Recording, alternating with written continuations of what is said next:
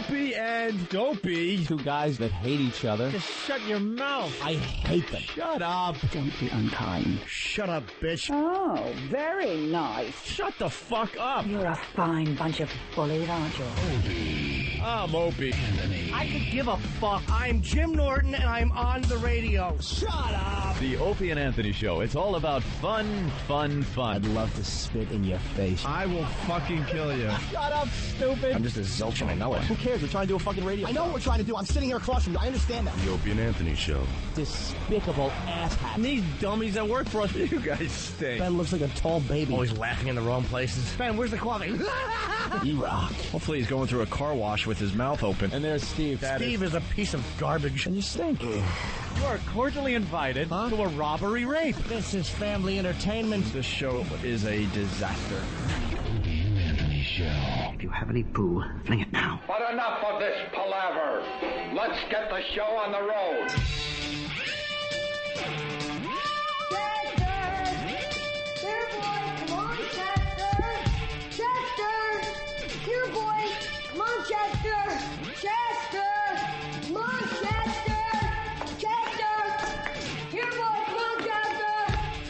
Chester. I seen the cops knocking the truck window out, and I thought they was giving the man UPS. I thought the man was dead. That's the way it was. For many days I didn't bring him here because I suffer when he bites me. Right in my vagina.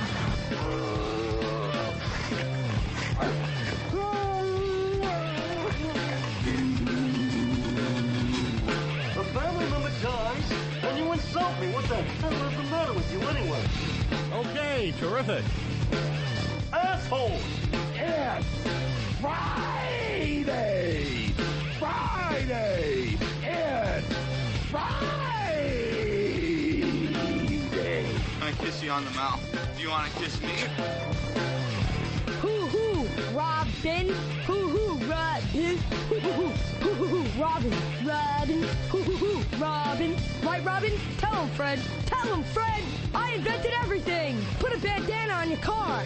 Sirius sucks ass. He stinks, and I don't like him. Hello, fuckface. Hello, exactly. Ooh, good morning. Those little opening intros speak volumes. Sometimes they're just complete nonsense. Who's in charge? That's all I want to know. George W. Bush, presently. But he's only got 3 years left, if that's what you meant. The faithful listeners will understand this. Every morning we start our radio show in a very, very cold studio. They could see it. I'm wearing my parka. I feel like it's deja vu all over again. Yogi stinks. Learn how to speak. It's not cute. Made a career out of it. And I'm telling Yogi Berra to learn how to speak. Shows you how bad he is. So Anthony's sitting here once again in a massive winter coat. Yes, because cold. The problem is still not solved. No. We still have to start the show in a very cold studio. The countertops are freezing. So, no one is taking care of this problem for whatever reason. We have a million people between us and the big guy at XM. Yeah, but no one could figure it out. No one could fucking figure it out. Mm-hmm. Don Wicklund can't figure it out. I don't know if it's got all the way up to Eric Logan, but no one can figure it out. Bruce, the guy who runs the New York facility here, he can't figure it out.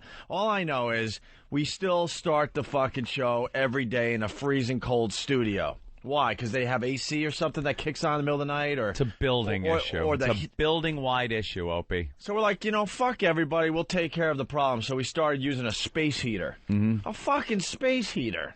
Yeah, one of those to warm electric... up the studio so Anthony doesn't have to wear a coat. Yeah. I got long johns on, and I got, 2 shirts on. So it's chilly. So I'm okay. So we've been using the space heater because we like to solve our own problems because if we wait for anybody else, it will take forever. And now the space heater, what? Well, E-Rock put it in the wrong plug. I just say that to look at his face. He looks at me like, what the fuck? What? Oh, I put it... No, I'm teasing, of course, E-Rock. E-Rock plugged it in. and turned it on. And, of course, space heaters use a lot of power, Opie. Electrical heat, oof. A lot of current running through there. And we also had the halogen lamps on the same circuit. Oh, by the way, we had to go out and get lamps from, I don't know, Pottery Barn or something because we've been bitching about the lights in the studios ever since we started at XM. It's just not bright enough in here. They didn't solve that problem either. Yeah. So we had to go out and get stupid lamps. We got some lamps. You would think you would just get more powerful light bulbs or different light fixtures. It looks like it would be an easy fix. I even said just take down this spaceship that's above our fucking bridge of heads. the Enterprise ceiling. We don't need the spaceship if it means we're not going to have proper lighting in here. Yeah. So we have these lamps that we got from Pottery Barn to light up the studio, which is another problem that never was fucking solved. God, I'm in a pissy mood, obviously. It gets solved. So we have this space heater to warm up the studio. We have the fucking lamps that you would see in your living room because we're trying to light up the place so we can see each other. God forbid we see each other when we're broadcasting. Yeah. And then what happened today? Well, the space heater blew one of the circuits. So the lights went out and the space heater went out. And apparently, a lot of people now are thinking it's a conspiracy theory because Jimmy on Pal Talk, which just went down for scheduled maintenance, so they're not going to be able to see it for a few minutes. But people saw the clock and are assuming that we are doing the show earlier or the show is on a big delay or something because they saw the clock behind Jimmy say 10 to the hour that we start. No, we're just getting into the phenomenon that is known as Lost. Right. Want to just fuck with your minds. Just Lost. A show that's stupid. And the power went out, so we have no clocks. Right. Those clocks are very important to us. Well, yeah, so... They tell me when it's time to go home. So we plugged in the space heater. It blew a circuit breaker, which took out our lights, took out our clocks, and we don't even know what else it took out because supposedly on the circuit breaker it says something about studio equipment. Yeah, that's why Mars didn't want to flip it back on. Now, it only took out the lights and the space heater as far as we know, and the clocks as far as we know. But he didn't want to flip it off and then flip it back on again because he wasn't sure if anything else was connected to it. I'm assuming if anything else is connected to it, it would have blown. I've dealt with circuit breakers. Just flip it off, flip it back on. So it's 6:51 because we don't have any clocks. I have no fucking idea what time it is. It's 6:51. We're freezing our asses off, and we don't have enough lighting in the studio. Welcome to the Opie and Anthony Show. It's unbelievable. It's cold, dark. It's like the Arctic. We're in the Arctic. It's cold, and it's dark, and time means nothing. Here's sound clips from today's show. Brr. What time is it? Brr, brr. Let me look at my watch. 10:07 still. Brr. Steve and Charlotte. Hey. Hey. I can't see anybody. What's up? Dark. About every little thing there is. What? You bitch about everything you do in your life. Dude, first of all, Steve, my bitching is way the fuck down. So you're not being honest right there. I think I have the wrong party, sir. Second of all, when you hear a shitty radio show because we're fucking freezing, Anthony has to do the whole show with a coat, and we can't see shit because there's not proper lighting in the studio, then you're going to be bitching. You work 4 hours a day. We work. That's right, Steve, you asshole. We work 4 hours a day. Deal with it. Steve, you don't want me to start calling it in, trust me.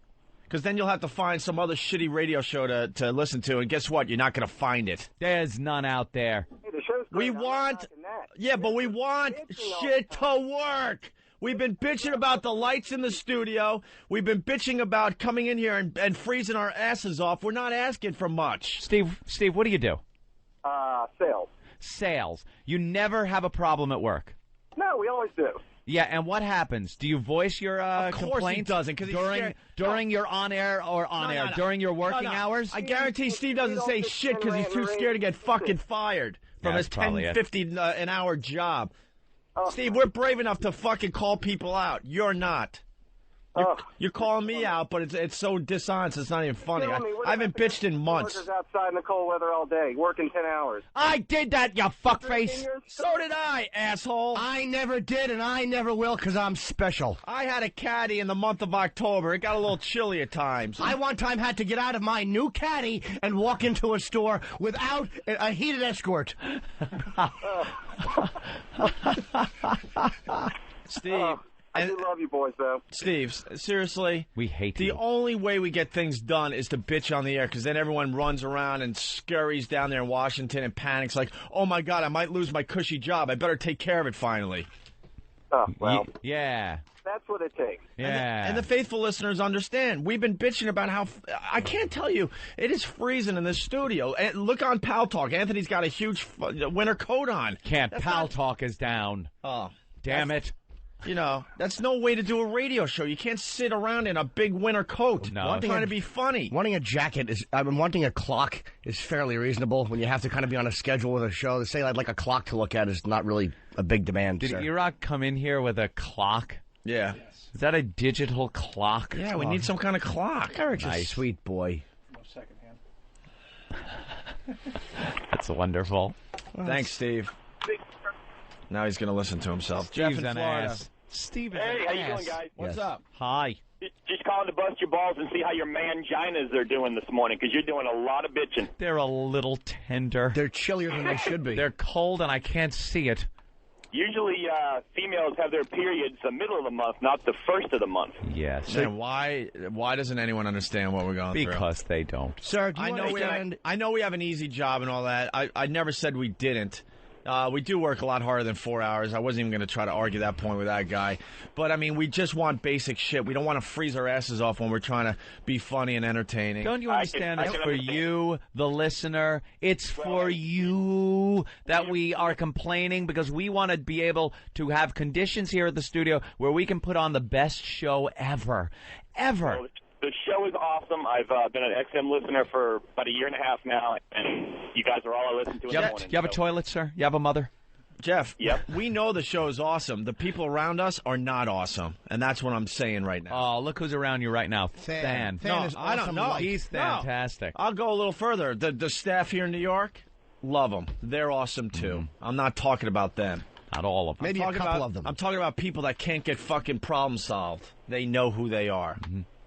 Well, I can relate. In my line of work, you got to do some bitching to get the bosses to get off their ass to do their job. So I can relate. Sure, it impresses them when you stutter like that. Yeah. Oh, my God. Let's go to Chris in Boston. Chris, what's up? Morning, my frigid little friends. Listen, Hello there, this our call to solve Boston. your problem. Wait, this is normal. E-Rock has... Oh, no. It's a hotel alarm clock. He's got an alarm clock that you would see in any hotel, so I could see the time, because we do have to take breaks and stuff. And now he's got, like, how many extension cords? Because you don't want to plug it in the studio, because who knows what will blow next. Blow something up. So how many extension cords? One industrial extension cord. Right. And to the other side of the office. This is plugged into the office? No, on the other side of right here. Oh, one of the cubicles? My God. There's no This is second normal. hand. I told you what you normal. should do is to stand next to Opie, just make the ticking noise every Oh, could second. you do that and rotate your arm around your body? Tick, tick. Yeah. That's just right. like that. It's hawk o'clock. That means everybody eat mayo and shit your pants. You know, 20 to hawk. You know what? And we understand things happen, okay? I'm talking about problems that we've talked about for a really long time. And when we got these lamps, I said this is a quick fix, but I'm still not happy with the lighting in here. Yeah. I remember saying that. I know. We got those lamps who knows how many months ago? At least 6 months ago, I would say. Doesn't show off our tans. Guys, I called to solve your problem. Hey, Chris. Thank you, sir. Why can't you just put a pair of Steve shoes in the middle of the room? What a callback. If Steve had his flaming shoes, we could just put one on one side of the console, one on the other, and huddle around them and warm our hands. I feel your pain. I'm just trying to help you out. Hey, E-Rock, could you do me a favor and go get my winter coat? It's time to broadcast. I'm not even kidding. I'm freezing. I'd like mittens. I got gloves if you need them. No. Actually, guys, body heat. Everybody just strip down and huddle up. So you're preaching to the choir. Punch it out, man. We do that on hot days. Sure do. I will say it again. We need better lighting in the studio. Better than the lamps that we bought months and months ago. And we need to have a warm studio. Right. So we will be saying it for the 10th time. Oh, thank you. This is normal. Putting on his heavy coat. There he goes. E-Rock, Pal Talk, back up. Get on your cam. Very important to people that they can see Jimmy Norton. I've heard that seeing me on cam is all the rage. It is. It certainly is. And so is XOXO in the show she put on this morning. Yeah. For everybody in the office. Wonderful. Let's say hi to Tom in Cleveland. Tom, what's up? Opie, you're a clock diva. Maybe you can take that extension cord and Jimmy can plug his drill in. You know, crazy me, I say we just Actually, you know what? fix the circuit breaker and see what happens. And you probably both have cell phones. You both have Blackberries. You have computers in front of you. Don't they all have clocks on them? You need a second hand, sir. You have to have a second hand. No, they did say just use the computer to your right. No, I need a clock right in front of me. All right. It sounds really stupid, and I'm not going to try to explain it. It's just a lot easier that way, to have something right in front of you, a big digital clock. It's almost like having, Eric in front of me. It's not the same if I can't look over and see him. I say we do the show with no clock and just try to figure out when 4 hours is over. And then we just leave? Yeah. We just leave, and then someone goes, guys, it's 8:10. You did an hour of radio. No, we're such dopes. We'd probably stay here like 12:40. Right. Time is it? Yeah, panicking. Yeah. You think we made it to 4 hours? It's panicking Pete. It's 3 in the afternoon. Oh, God. Jason in Louisiana. Jason, what's up? Hey, first-time caller, long-time listener. Thanks, Jace. Yeah. Say one of Jimmy's lines and say that you guys are phenomenal. Thank you. Phenomenal. Yeah, I can already see the new Steve C promo coming. Hater Divas. Hater Davis. Yeah, absolutely. That's true. Absolutely. Can you say that again? Hater Divas. Hater Davis. Hater Davis. Hater Davis. I liked you on American Idol last night. Yeah. Oh, okay. Congratulations. You made it through. All right. Look, guys, just wanted to tell y'all, got a game that I played to just pass the time as an over-the-road driver. Yes. The golf courses and stuff that we pass in the countries and all that, I have a set of train horns on my truck. Train horns. So, take that as enough with Are you in your truck right now? All right, Mike's for Oh, no. We're losing you, buddy. We I wanted to hear his train horn. I know. Andrew in Virginia Beach. Heat and lighting are for top 100 talkers. He might have a valid point there, Opie. People that made the top one. You know who I bet has heat and lights? Rusty Humphreys. Rusty Humphreys. You have to see the paper when you're jotting down that song parody. Is in a well-lit, warm studio as we speak, broadcasting. In a suit jacket. Comfortable. Him and Neil Bortz. Neil Bortz is warm like it's in the Caribbean, and it's lit up, and he knows what time it is, both literally and figuratively. I've read Neil Bortz's contract, and he said it's got to be as warm as the inside of an elephant's colon for him to do a successful radio show. Exactly. By the way, I guess today's the day that Michael Harrison will come on the program. Oh, that's good. Is he going to actually come on now? To explain that why we weren't in the top 100 talkers in America. Explain the criteria for that top 100 and how we did not fit in. It just doesn't make sense. I guess we got to explain once again. There were people that were in the top 100 talkers list. Rusty Humphreys. That are like one market sensations to begin with. Yeah. One lady just does tech talk, and she beat us out. Yeah, she does like a 10-minute little show or something. And Bob Edwards, who's on Satellite, the Satellite Sisters. I mean, I'm saying there's people that are Satellite acts. Bob Edwards, who's, he does 1 hour a day. Our own company admits that we're bigger than Bob Edwards. So I don't know. So we're going to talk to him today. Hey, Get good. to the bottom of that. Good. We'll see how honest he is. Right. What is he going to say? We didn't fit the criteria. Yeah, well, what guys, part didn't we fit? There's a whole list. They actually spelt it out. And I thought we fit everything on there, but apparently we didn't. All right. We have the lists. Maybe they could bring us the list again so we could talk to this gentleman. Yeah, before he calls. Thanks, Than. Who wants to hear Howie lying? Might as well get all the bitching out of the way now. Isn't that just his show at this point? It certainly is, but when he's lying about us, we got to set the record straight. Yeah. Here's the latest. Don't worry, it's a quickie. Yeah. For all you people that are like, why do you got to talk about it every day? Well, when it comes up on his show, what are we supposed to do? Sit back and make believe it didn't happen? No, we address it. All right, here we go again. We got to explain something again.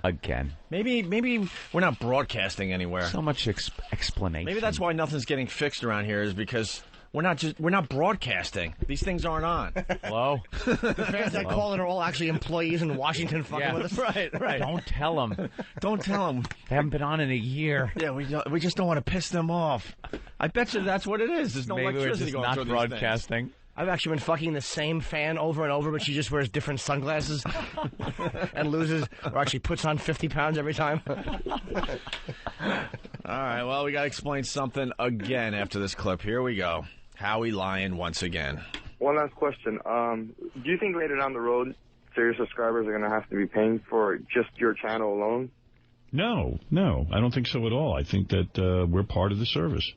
They might get rid of everything else, but they would never charge you more. You'll have to pay more for everything else, but not us. I mean, I've heard... No. In fact, on XM, if you want certain stations, you have to pay extra for them, like $1 extra a month. Well, they tried that with Opie and Anthony. The problem was no one was willing to pay for them. They're a complete bust. Yeah. We're a complete bust.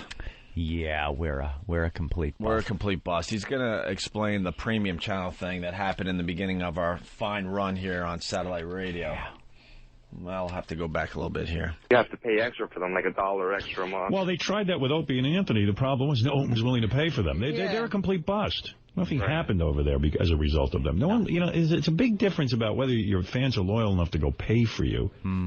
So they what they did when they hired them is they hired them for nothing because they couldn't get work anywhere. Right. All right, man. Thanks. And they take care. They hired him for nothing, and then they said, "Well, I'll tell you what. We'll charge $1 extra for you guys, and you guys can participate in that if you can get people to pay $1." And they couldn't get anyone to pay. Not one person. And now they've unleashed. Not one person we couldn't get to pay, Opie. Remember me and you actually buying thousands of subscriptions all by ourselves just to make it look good? Look, man, when we signed with XM Satellite Radio, they had a business plan that they thought was going to work. Yeah. They really thought that, they could get another revenue stream going. Howard, you know about revenue streams, right? It's called tiers. You know how cable television has basic cable, and then there's a tiered system where you can get premium programming like HBO, Showtime, kind of an a la carte kind of a thing like that. That was this business plan that they had for a little while. And we were to be part of that tiered plan. We were not happy with it. We didn't want to do it right from the start. We thought it was a very stupid idea. Yeah, we wanted to be on. And a bigger reason we were on is because they were scared shitless of this program. We had screwed up.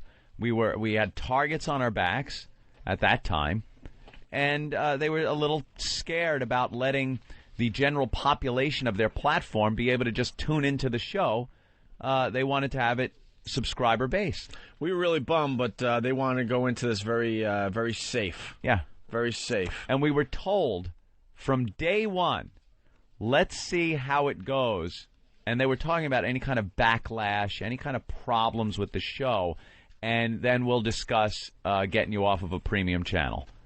Not how many subscriptions come in, because they were very happy with the amount of subscriptions that came in. So were we. I was very surprised. After 2 years of not being on the air, we had a hell of a lot of subscribers coming on board. But we didn't want to be that way. We wanted to be part of the entire XM platform. And when they realized we weren't going around biting the throats out of babies on our show, they put us on the platform.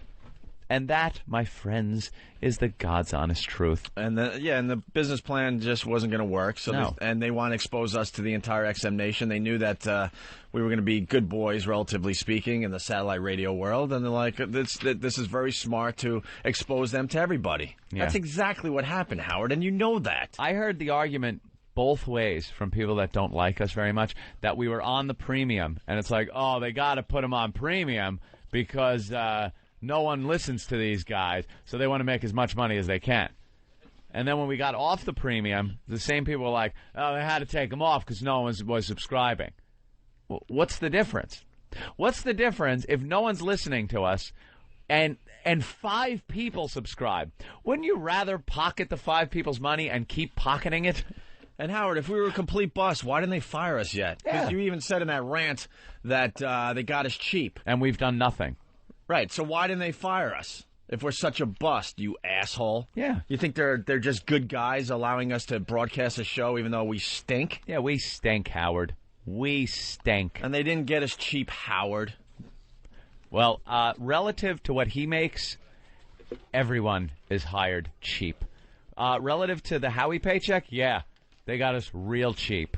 Yeah, they got me so cheap that I just looked at a multi-million-dollar apartment in your fucking building, asshole. Ixnay anye ide ahye Artman pay. We're going to have fun in the elevator together. Fun in the elevator. Opie and Howie going down. Fun in the elevator. It's a terrific place. I just don't know if I want it yet, that's all. So stop lying and saying that the XM got us really cheap. Can I borrow a cup of sugar? Hoo-hoo. Do they do that anymore? They didn't get us cheap. Smack someone in the face if they came to my door. We're beyond successful here at XM. Jimmy's like, they didn't? What? We should. You know, I wish that Eric Logan and the gang down there would release some numbers to the press. Yes. Because the phone calls we get behind the scenes, but they're like, you can't say anything, though. But, my God. I wish Eric would release his barber. Oh, my God, the latest survey's out, and blah, blah, blah is happening, blah, blah, blah is happening. But this is like, why is it confidential information? Why don't they release numbers? Secret. Because then we could shut all these idiots up. Secrets. I believe it has something to do with the stock. Anything that's mentioned about numbers and subs by anybody that seems to be in the know, and we would fall into that category, affects the stock.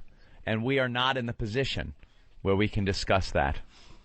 Thank you very much. Howard Stern, we're your worst nightmare, and it's only going to get worse for you. Oh, it's really only going to get worse. We have more listeners than you. If you're goofing on how many listeners we have and how much of a bust it is, how do we got more listeners than you? Every day. More people hear this show than hear your show. What's that about? What's that about? And Opie and Anthony always win in the end. Right. Trust me on that. Even when it looks like we're getting it in the end. Then the Babylon Hole... Come out victorious. The Babylon Hole had this to say on the show yesterday. Listen. And now they've unleashed the army, so... Yeah, the army of 4 people. Very impressive. But listen, you know what? I get it. Who cares? That's my point of view. I mean, honestly. But there's the army. Here they come. Whoop-de-do. Whoop-de-do.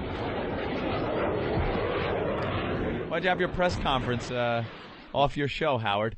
Why'd you have your press conference? Why'd you call it in a place? You used to have it on your show. You could do press conferences and invite the press into your studio and do it that way. You knew nobody was listening. You know how many listeners you have. It's not that many, is it? And if we were a bus, why would we be discussing a contract extension right now with XM? We are. Yes, we are.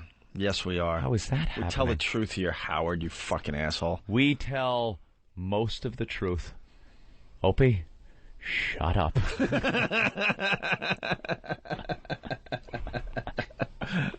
Well, they're happy and they just want to, continue the relationship. That's all I'm saying. Who wouldn't? That's all I'm saying. Wouldn't? Don't panic on me, Anthony. You guys have a contract? Pete. Yes, we have a contract, Jimmy.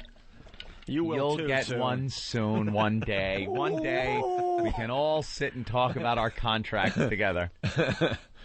And as far as the O&A Army, keep laughing, Howard. Keep laughing. Laugh your goddamn heads off. Keep laughing. It's more than 4 people. You know that. You knew it to the point that you raced your freaking limo. You didn't even want to deal with the 4 or 5 guys that showed up at work on their own, by the way. We didn't have an all-out assault. Some of the pests took it upon themselves. The video is online. It's hilarious. Yeah. Took it upon themselves to just wait for Howard outside the little doggy company. He arrives in a limo with all sorts of security guards waiting. They probably have walkie-talkies. Howard's making the turn. Here it comes. And then they open up this huge garage door, and Howard pretty much runs homeless people over to get into the garage as fast as possible. Then they shut the doors. The NORAD vault door shuts. But you'll see it on the video. Before they shut the doors, I guess he goes around a corner, and our own Ben Sparks, who used to work there, he goes, "Oh, my God, you know what they're doing with that limo?" I go, "What, Ben?" That limo is going into a freight elevator. The entire car. The entire car goes into a freight elevator And then it's taken up, how many floors? I forgot. 50 floors? I don't know. We were there a bunch of times and trying to remember. Way up. Let's call it like 50 floors. Sure. Yeah. They take the limo 50 floors up, and then Howard gets out. Can the driver one day just leave the limo running in the elevator, please? And roll the windows down? Ben only knows because that's how he used to get his cock up to the top of the building. That was the only way. This is the same guy laughing about our army and the 5 people that showed up. You know, if you weren't scared of them, why don't you roll down the window and have a little fun with the pests, you pussy? Yeah, have some fun with them. They'd enjoy it. But Ben swears that limo goes into a freight elevator. Yeah. And then it's taken to the 50th floor. Mm-hmm. And then he steps out in complete protection. A little paranoid, Howard? A little paranoid? Just a bit. We got a lot in store for you, too. Trust me on that. Yeah, have fun. Have fun. We'll just bide our time. And then this dumb thing happened. Someone was saying that he doesn't want to take the car into the elevator, but it is the only way to get the Sirius unit that's in the vehicle up that.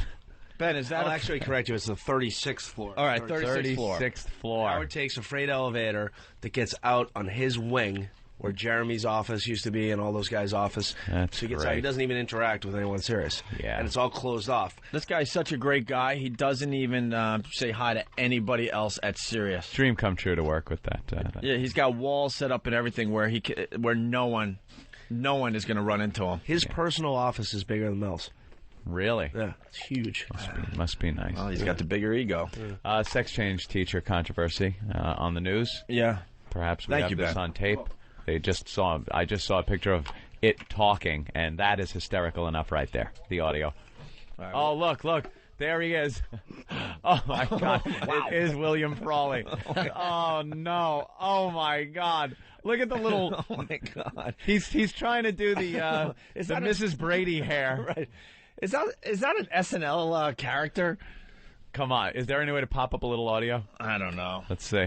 Some late change of life That's thing her. that you decided to do This is on a your her. own. It's a process your mind goes through, and you finally come to the conclusion, if I'm going to be free and happy, there's something I have to do about my situation. And thank heavens today for medical science that can help people like that. Thank heavens? Not every transsexual goes through I don't think heaven has the anything to do with operation, this. so to speak. In fact, they live as women for many years without that. When is he getting But the there operation? are various choices you can make when you come to that He's had it conclusion. already? And Tells I our made how one we that should was do with the most operation favorable for him. me. Leave the Secretary of Defense alone. A headectomy. You heard the parents in the piece.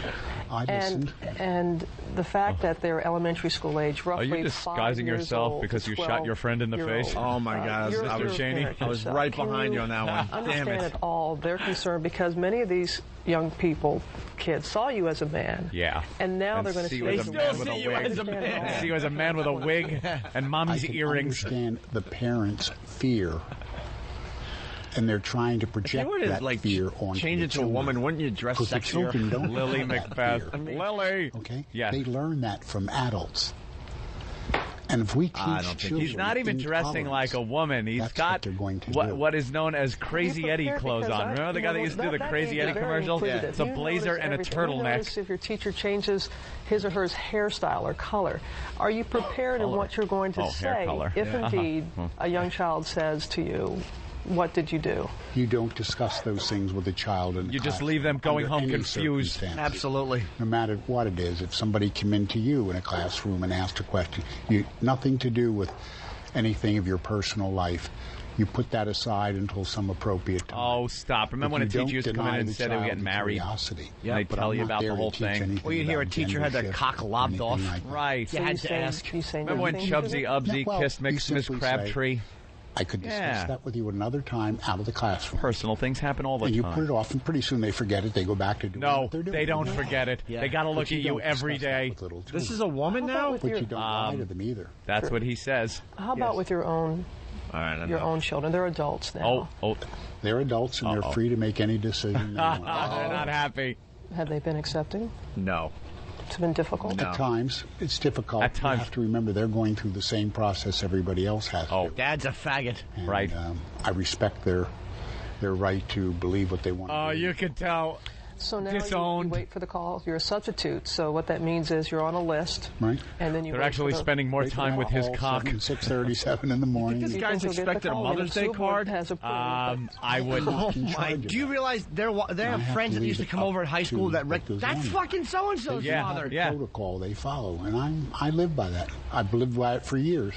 I'm curious because all the attention that Felicity Huffman is getting as the Best Actress nominee for Transamerica, and the attention this movie is getting, does that help with awareness? I think the movie gives a very fair presentation what is of he? the agony.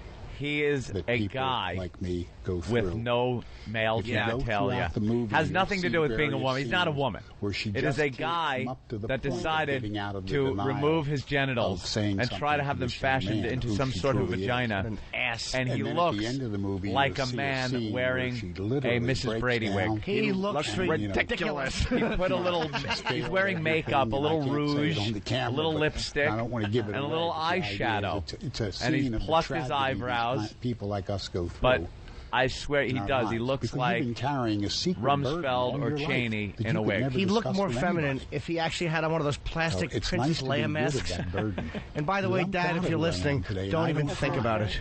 I won't accept it. This process. Who would? Who would? Poor adult kids. That's supposed to be your dad. You gotta hug him. Adult kids. You gotta hug him to his Thank you for coming and sharing that with us. Yeah, the big back pat. Inviting me. Thanks for inviting me. Wish you all the best. Wish you all the best. Time now for the weather. Thank you. How's your dad? Time now for the weather. And the weatherman's standing there with the butthead look on his face.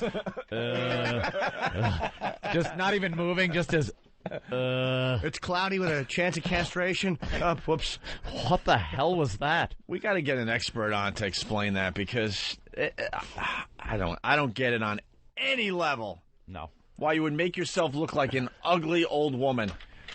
You know, you want to dress up with like a a male, broad. with a man's voice. It's his prerogative, if in private or whatever, he wants to dress up like a broad. I saw a show on HBO. These guys decide to dress up like broads, and then they go hook up with each other and have a whole day as women. They go out shopping. They go out to a little nightclub, and these guys are just men in women's clothing. That's it. Are they gay or no? Are they like Ed Wood? No, some of them are like, Ed Wood. I like to wear women's clothing. I love it. And they're guys, and that's what this guy is. But he, went the distance, and now he's disowned by his kids. You have to know that the whole time you're bringing your buddies over, all your jock friends. Now you're looking back over those years, going, "God, Dad wanted all their cocks." Oh, how creepy is that? Picture your father rubbing one out to your buddies. Oh, stop. Mike in Kentucky. He's thinking of Chet and his abs. Chet. Hey, good morning, boys. What's up, Mike? Hey, I just want to know if this guy stands up in front of the class and tucks his cock between his legs and says, "I'd fuck me." I'd fuck me. Would you? It puts the homework in the basket. Who wants to come up to the board and solve this problem? Oh, James, would you? Thank you.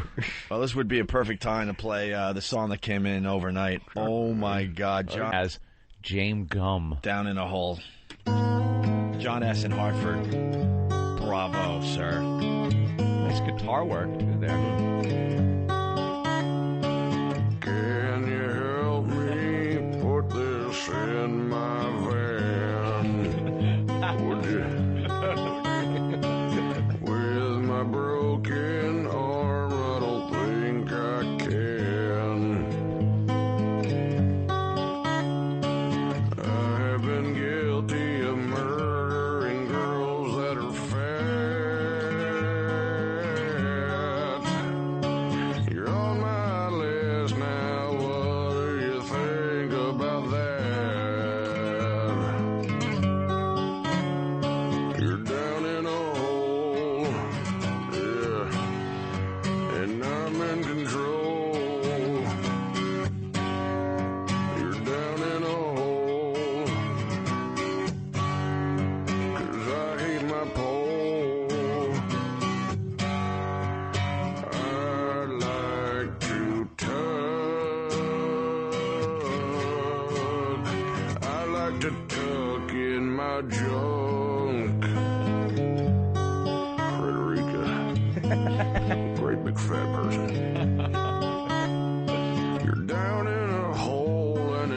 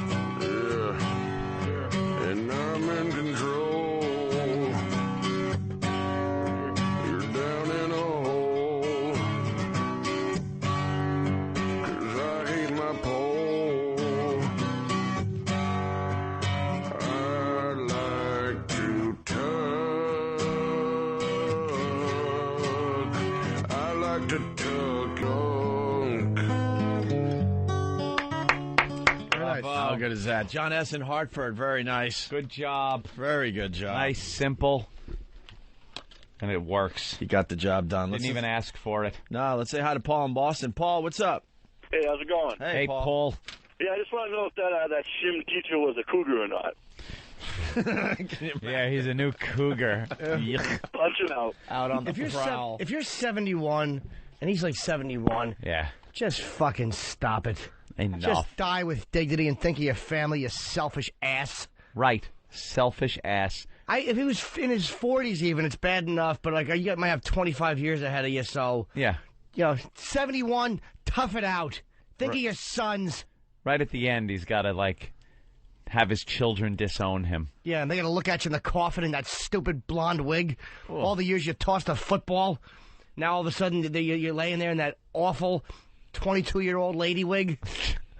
Jeez, at least get gray hair and a bun, Helen. A bun. Get a bun. Don't you think if you're a parent, you got a little more responsibility? So, like you were saying, I mean, he's a bit selfish. It's just a tad. His entire family's like, oh my God. So they're not supporting this. How are your children handling it? That shook him up a bit. They haven't set me on fire. You know. This is how his children are handling it. Fast forward to Christmas. All right. He's in his living room waiting for the phone to ring. Hello. Where are they? Where? They're right now at the store trying to find the Hallmark series. Merry Christmas, faggot. Thanks for nothing, comma, Dad. You think he's gonna have the one understanding kid that will buy the Mother's Day card though? Like, I can't believe I gotta do this. That guy has just created so much baggage that other people are now going to have to deal with. Absolutely. In relationships and stuff. Yeah, what you do affects so many more people. Oh, it's a blast radius. It's a trickle-down thing. Right. Man. Grandchildren, and... got to look at that disaster coming over. Grandma. I think you do that when you're young and single. You can make a few bucks. Right. There you go, Jimmy. Let's go to Rachel in Texas. Rachel. Hey, guys, what's up? Hey. That was the funniest shit I've ever heard in my life. Rachel, you've called back. What was, Rach? The song. You enjoyed it? Yes. I like that song. I think yes, it was a great please song. Put that on ONA.com. We'll do that. I'll hand it over right now. Have Thank Steve you. throw that up on opieandanthony.com so people can download that. Rachel? All right, Rachel. Yes. Could you say something? Could you say something nice about me too? Well, I was going to ask Jimmy, when are you coming to El Paso, please? El Paso City. Well, El Paso is by such the Rio Grande. Doing a little Slim Whitman. Ooh. Thank you. I will be there, but not until it all depends. Right. Please. My husband and I bought XM Click. just solely so we could listen to ONA, and we want Jimmy to come to El Paso. Thank you. Maybe someday. All right, Dallas, we'll figure probably. it out. We'll All figure right, it out. It's like we're all going to sit down. All right, look, guys. Yeah. We know we got some stuff coming up. When is Jim getting to El Paso? El Paso. How about this? Never. Problem figured out. That's the best way to answer one of those weird questions. Figure it out. We'll figure it out. We're all going to get together. We got Elo coming in. Hugh Panero's been under the weather, but he's going to fly in. We're going to figure out. We're going to figure it out. When I'm getting to El Paso. We just don't know yet. The whole company. Don't worry, though. We'll figure it out. It's a very complicated issue. You know how many times I've heard that and nothing happens? Don't worry. We'll figure it out, will you? That's why it's called that. You El Paso it and go right to L.A. Wow. I knew it was going to bomb. Just took a trip to El Bomo. Oh, it's linked up on Foundry Music already? That Alice in Chains song you just heard from John S. in Hartford. Yes. It will be linked on opieandanthony.com as Fucking well. Steve. El Prompto. No, Steve's been terrific. Good boy. He's El Assholo. He's unbelievable. Mark in El Massachusetts. How's it going, guys? Hey, Mark. Hey, want to let you know, today's the first day I've turned XM on, and I've had it on for 5 minutes. First song I heard was Down in the Hole. I got to get that song. Oh, look, you're a 5-minute listener? Just turned on to you guys today. All right, we have to recap. All right. I met Anthony what was about the first 11 and a half years ago. I was doing this show, and BAB, and then I had a band, song parody, Opie. We played it on the air. Me and Opie talked, invited me in. Blew some kids under a came porch. to Boston. Me and Opie went to Boston, fired, said the mayor was dead, got hired in New York. Good run there for 3-4 years. I don't know. The reason why I kicked Chester was because, I had the prime rib. He had prime rib. I watched the Knicks in the playoffs, and I was very happy. And I discovered girls. For a glass of water, and I went back down, and there was my prime rib dinner on the rug. Lousy drunk took all my money. And the dog was eating the prime rib, so I decided to kick it across the room. I was very pissed off that day. Hey, this is Jimmy Norton. I want to introduce you. And then St. Pat's Cathedral, boof, out the door, 2 years hanging out. I heard about that. Oh! Well, then we don't have to fill you in on heard that. about the Sex for Sam thing? All right. What did we do when we first got to XM? What was our first bit? Remember. Fix this. That's broke. Okay. That's broken. That's true. Okay, let's do that for 3 months. Okay. All right. Hey, well, welcome to the program, Mark. You're all caught up. Thanks, guys. All right. I really appreciate it. Great time. Hi, Daddy. Looking forward to some fun times. Yeah, thanks. Jake in Jersey. Way to talk like an adult, stupid. Fun times. What's up, Jake? Oh, tell me that this fucking freak show doesn't look like Bruce Valanche from Celebrity Fit Club. Oh, Yeah, my a little God, bit. you nailed it. All right. You nailed like it. him. Hey, look. Punch it out. You nailed it. That'll be on Photoshop. The Photoshops, by the way, we haven't talked about the Photoshops in a while. Whackbag in the Photoshop section. Bravo, man. They continue to do just great work with that. Who did the Robert Reed one that you showed me? Oh, well, that was me. Was that you? I've gotten all caught up in that. There's plenty of great software out there now where it's not just Photoshop. People are taking a lot of video. There are some real talented people out there. I don't want to forget anybody. Mike Pop is very good. Cigars and Scotch, very good. There's another one, too. I can't remember. I haven't seen it in a while. Was it Ben's Hog? No. I don't remember his name. Norton's Hog. Yeah, Norton's Hog. Very good. He kind of does the same work as Ben's Hog, but he's much smaller. There's video, because now any video clips from us on the Pal Talk cameras, from news things, they take like Howie, they do hysterical shit with the Howie videos, and pop it up there. And it's very funny. I've never seen such a talented bunch of people on a message board Photoshop thread. What was the one they did? There was, I think, the three of us. They put in a video a minute after we talked about something. It was up like three cowboys. It was us curling. Oh, right. Yeah. Oh, the curling video was hilarious. It was us curling. They took video of curling and had us curling. It's the Photoshop section on whackbag.com. Yeah. They do a very, very good job over there. Photoshops. And the bitching's way down, and we greatly appreciate that. Because we think a fan site should be more happy posts than negative posts. I liked when Kevin Smith was here and talked about his website. Call me crazy for saying that, but I think a fan site should be more positive than negative. Yeah. Or we can't, promote it as a fan site. I liked when Kevin Smith came in and talked about it and said, no, it should be a kiss-ass site. He goes, that's why, he's in charge of that site. Whackbag isn't our site, but we do promote it, and we'll only promote sites that are positive to the show. Why on earth are we going to go and promote sites that bash the shit out of us and the show? Why would we do that? It's ridiculous. And then they whine sometimes, you only promote Whackbag because they, kiss your ass. They're not kissing our ass. No, they get negative at times, but all we're asking for is a fan site that's way more positive than negative. Right. There's a fan site we used to promote all the time. I swear to you, I haven't checked it out in 8 to 9 months. Nope. I just gave up on them. Let them sit there. Absolutely gave up on them. And have fun with each other. You want to there's negative posts you got to have sometimes, but you just want to balance. Like if I see myself getting bashed in a thread, and I know it's hard to imagine, but it's happened. No. Jimmy, kid you not. I know. Hypothetically, let's say it would have happened. Okay. You got to look at the responses, and when 8 out of the 10 responses, whether it's about the show or anything, from the regulars are all kind of negative. You're like, all right, well, that's kind of got a negative vibe. There's no balance. I could believe there's been times where Whackbag has really fucking annoyed me.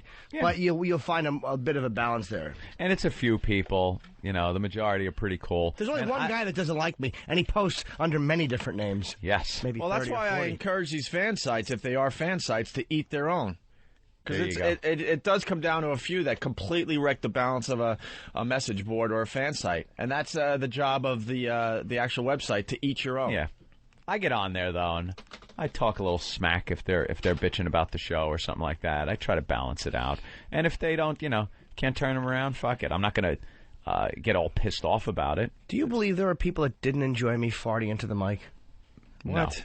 No. Shut up. Do you believe I would sit there and I would write and create that bit where I would stand up and put my ass, how far do you stand from the microphone? Mm-hmm. What do you eat to make it loud? No one appreciates logistics. Exactly. By the way, your ass on Pal Talk yesterday is all over the place. It's hilarious. People have been photoshopping that. One gentleman just quickly put a gay man fully aroused right behind you. Of course they did. It was a simple, short, and sweet one. All right, why don't we go to break with put the fucking lotion in the basket? Oh. Break? I thought it was time to leave. Well, it's 2:46. It's not Opie. Or it's 8:47. They try to fix the clocks because I saw them going backwards. I didn't even notice that the power was turned on. Yeah, the lamps are back on. I saw them working on the clocks, and I saw them going backwards. And at this point, I guess it's 2:47, and that clock says 8:47 now as well.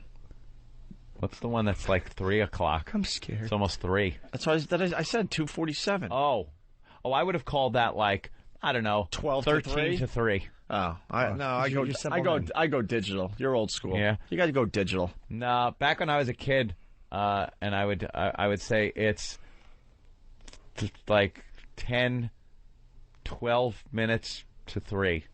I would say that. You must have been a fun kid. Yeah, I was a lot of fun back then. I would have said when I was a kid, what time is it? I don't know. Hey, what are you... Older boy. Oh, my God. Let's go to song. It's the Kaplan Brothers, everyone. It rubs the lotion on its skin. It does this when it's cold. It rubs the lotion on its skin or else it gets the hose. And when it's done, there's one more thing, a simple little task. It's put the fucking lotion in the basket. Put the fucking lotion in the basket. All these stupid women are the same. Helps me not to think of them as human, so I call them it instead of by their names. Mister, please no more abuse. Can't you see there's no excuse? My family's probably wondering where I've been. I'll starve you so your skin gets loose. Stop crying now, you big fat moose. Just put the fucking lotion on your skin. And then put the fucking lotion in the basket. Your chances for survival are remote. I'm impervious to all your silly whining. So wipe down before I jam a moth right down your fucking throat. Mister, please, my mom's got money. Let me go, this isn't funny. Cops are sure to send somebody. Turn me loose, don't be a dummy. Listen to you scream and wail. Keep it down, you fucking whale. Mind the broken fingernail. The last girl climbed halfway but failed.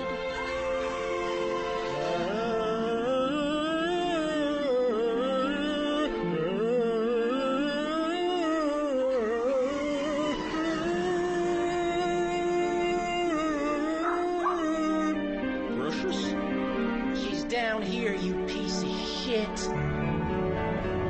Put the fucking poodle in the basket. I'd kill you, but there's someone at the door. Don't make me go and get my gun and shoot you. It's a waste of skin. They don't sell fat girls in a fucking store. Put my fucking precious in the basket. Don't you hurt my one and only friend. You don't know what pain is, but I'll teach you. If you lay a fucking finger on my poodle's pretty head, put the fucking poodle in the basket.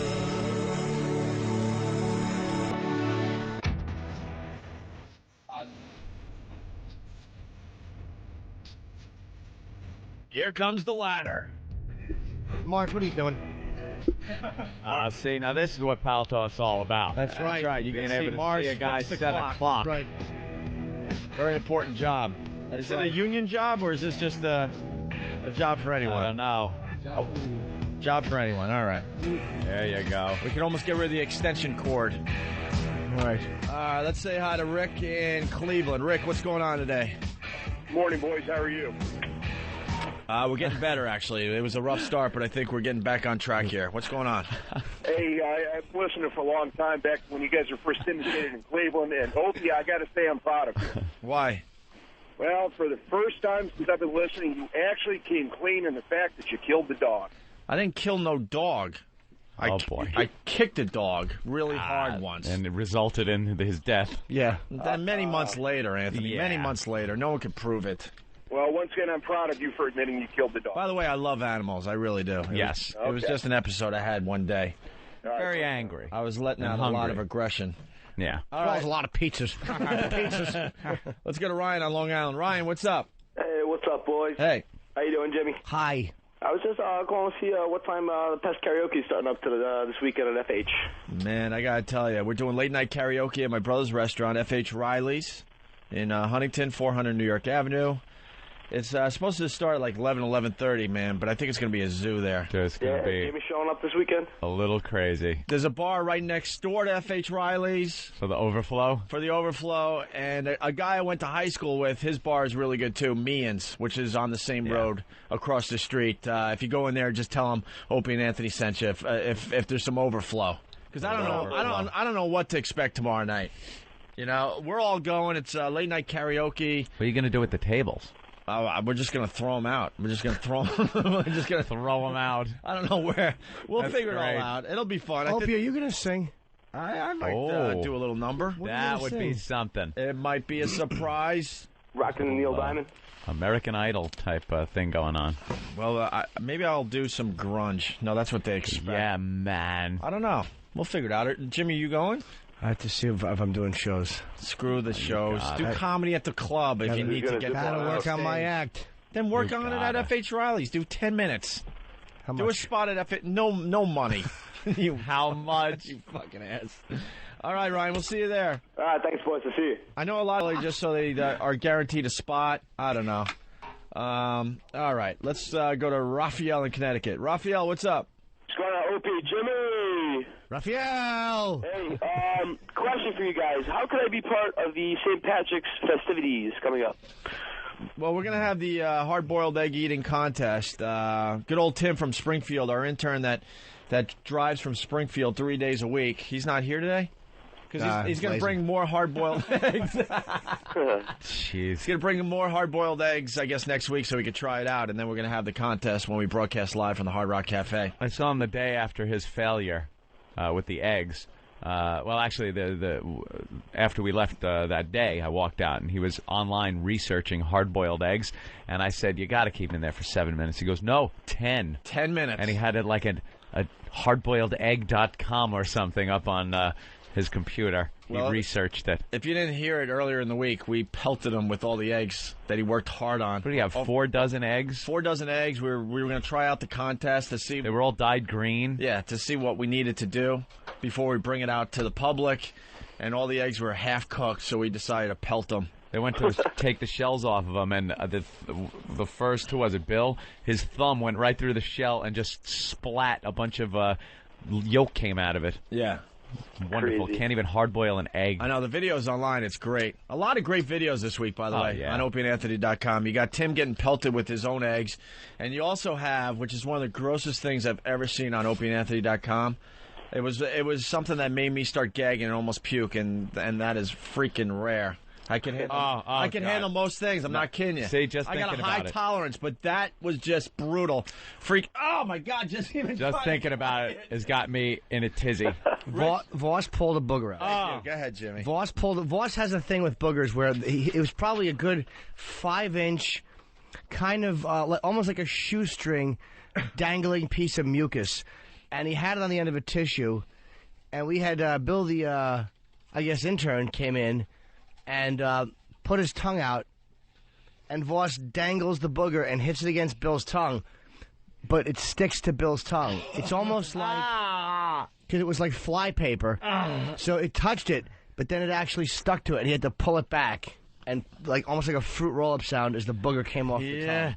Yeah, the video tasted salty on his tongue. The video's online. It's unbelievable. Disgusting. It is disgusting. Go to OpieandAnthony.com. And hot. for that as well, okay? Would you eat that booger for $500 yet? Well, 500. No. Suck it down. Let's go to Bill on Long Island. Bill. How you doing, boys? Hello, Bill. Hey, Bill. I'm coming in. I'm bringing my hole in for the St. Patty's Day thing, and I just want to know what the schedule is now. You know, do we have to?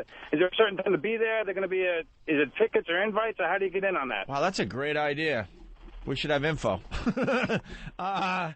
Well, first of all, we're doing a different time, right? That day? Yeah. What is it, 11 a.m. to 2 p.m. East Coast time? I do believe it's more conducive to drinking. More conducive than to it is drinking. at 7 in the morning. And the people coming into New York City for the big St. Patty's Day parade. Mm-hmm. You know, Howie says we have no listeners, so I would just show up right at 11. I'm sure you'll get right in. It doesn't matter. Yeah, I'm sure nobody will be there. Very good, very good. Yeah, Howard's trashing us. When was the last time he did anything for his listeners? 4 listeners we have. Yeah, I guess 4 listeners will be there when we broadcast live from the Hard Rock Cafe on St. Patty's Day. At least the handshaking and autograph signing will go quickly with 4 people. Yeah, let's say hi to Richard in California. Richard! Is this Richard from California? Or Yes, Richard. Yeah, Opie, what's the big source of gross out with sperm boogers? Sperm boogers? Sperm boogers, when you got those really long boogers it's like a hard tip with all that long trail stuff. Oh my God! Sperm booger. Rich, dude, I never had a booger like that. You ever scrape a blood booger off the inside where your fucking nail digs it? Listen. Yeah, well, no. Tell me when we're back. Boogers can be blood boogers too. They're the same. They're basically the same thing. It's just whether or not they have blood in it. See, I could eat some crazy boogers as long as they're mine. Oh, stop it! But as soon as you see someone else's booger, I don't know what. I've picked boogers. What's the source of the gross shot? They're all boogers. Dude, you ever scrape one off where it's like dry on one side and wet on the other? Yeah, absolutely. Yeah, Richard, you come to the St. Patty's Day broadcast. We'll get Rich Voss there. Hopefully he'll have exactly what he had the other day in the studio, and we'll see if you'll eat it in front of a few thousand people. Absolutely. It's like a drippy, long, liquidy centipede. I've never actually picked one that long. Mine tend to fucking just latch on like a fucking... Like, you ever see Alien, how that thing latches onto the front of his mask? That's how my boogers stay to the side of my nose inside. And I scrape one.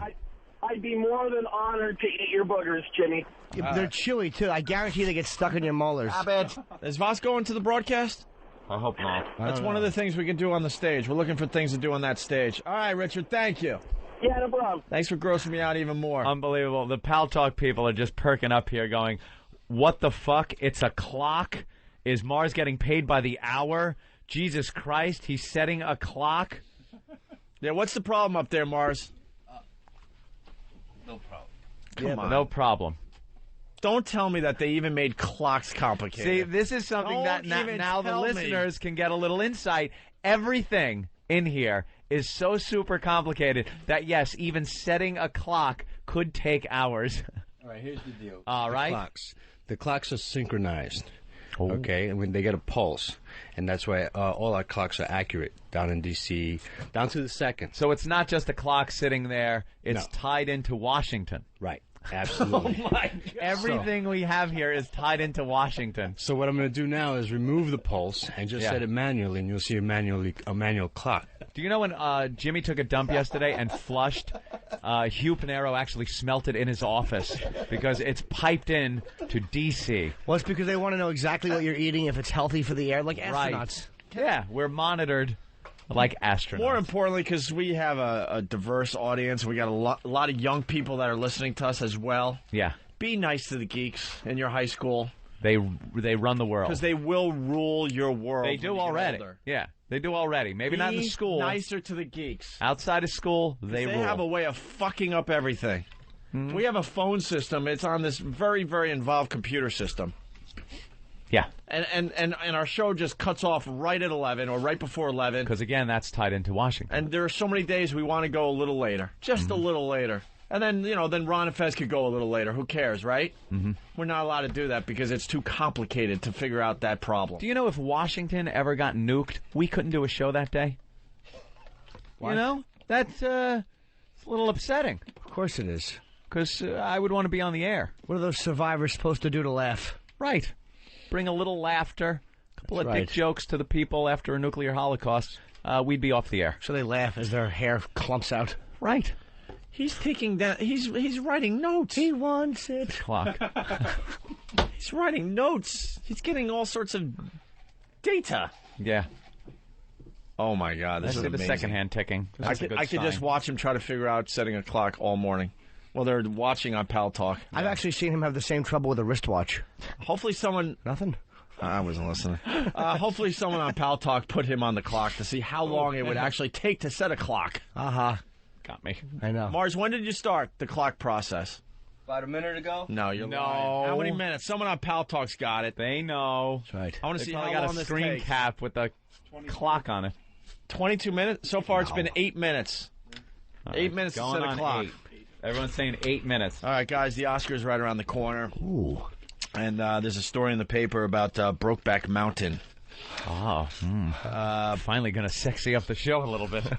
You ready for this one? Oh, yeah. I think there's a lot of jokes coming. Need my pants? Brokeback abused sheep. Sheep. Did you see the movie? You did see the movie, Anthony. Of course I did, in the comfort of my own home. Did they do some bad things Thanks to sheep? Oh, I better not.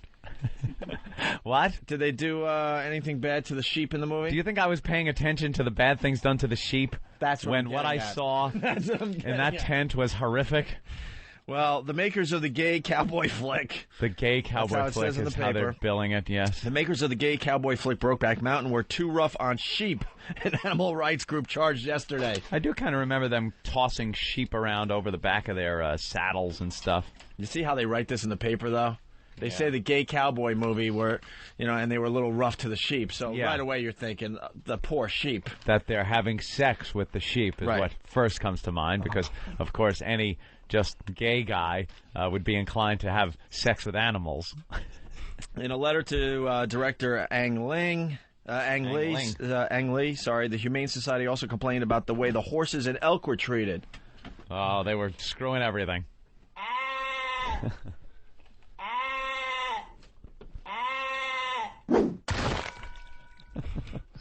Can they relax, the Humane? Can they just relax? Don't worry. The sheep are fine. They are. The sheep were just grateful they weren't being fucked like the guys were. The Sheep Society actually wrote a letter saying that those men assholes were mistreated. And they complained about the way the horses and the elk were treated as well in the movie. But don't worry, the horses got their due.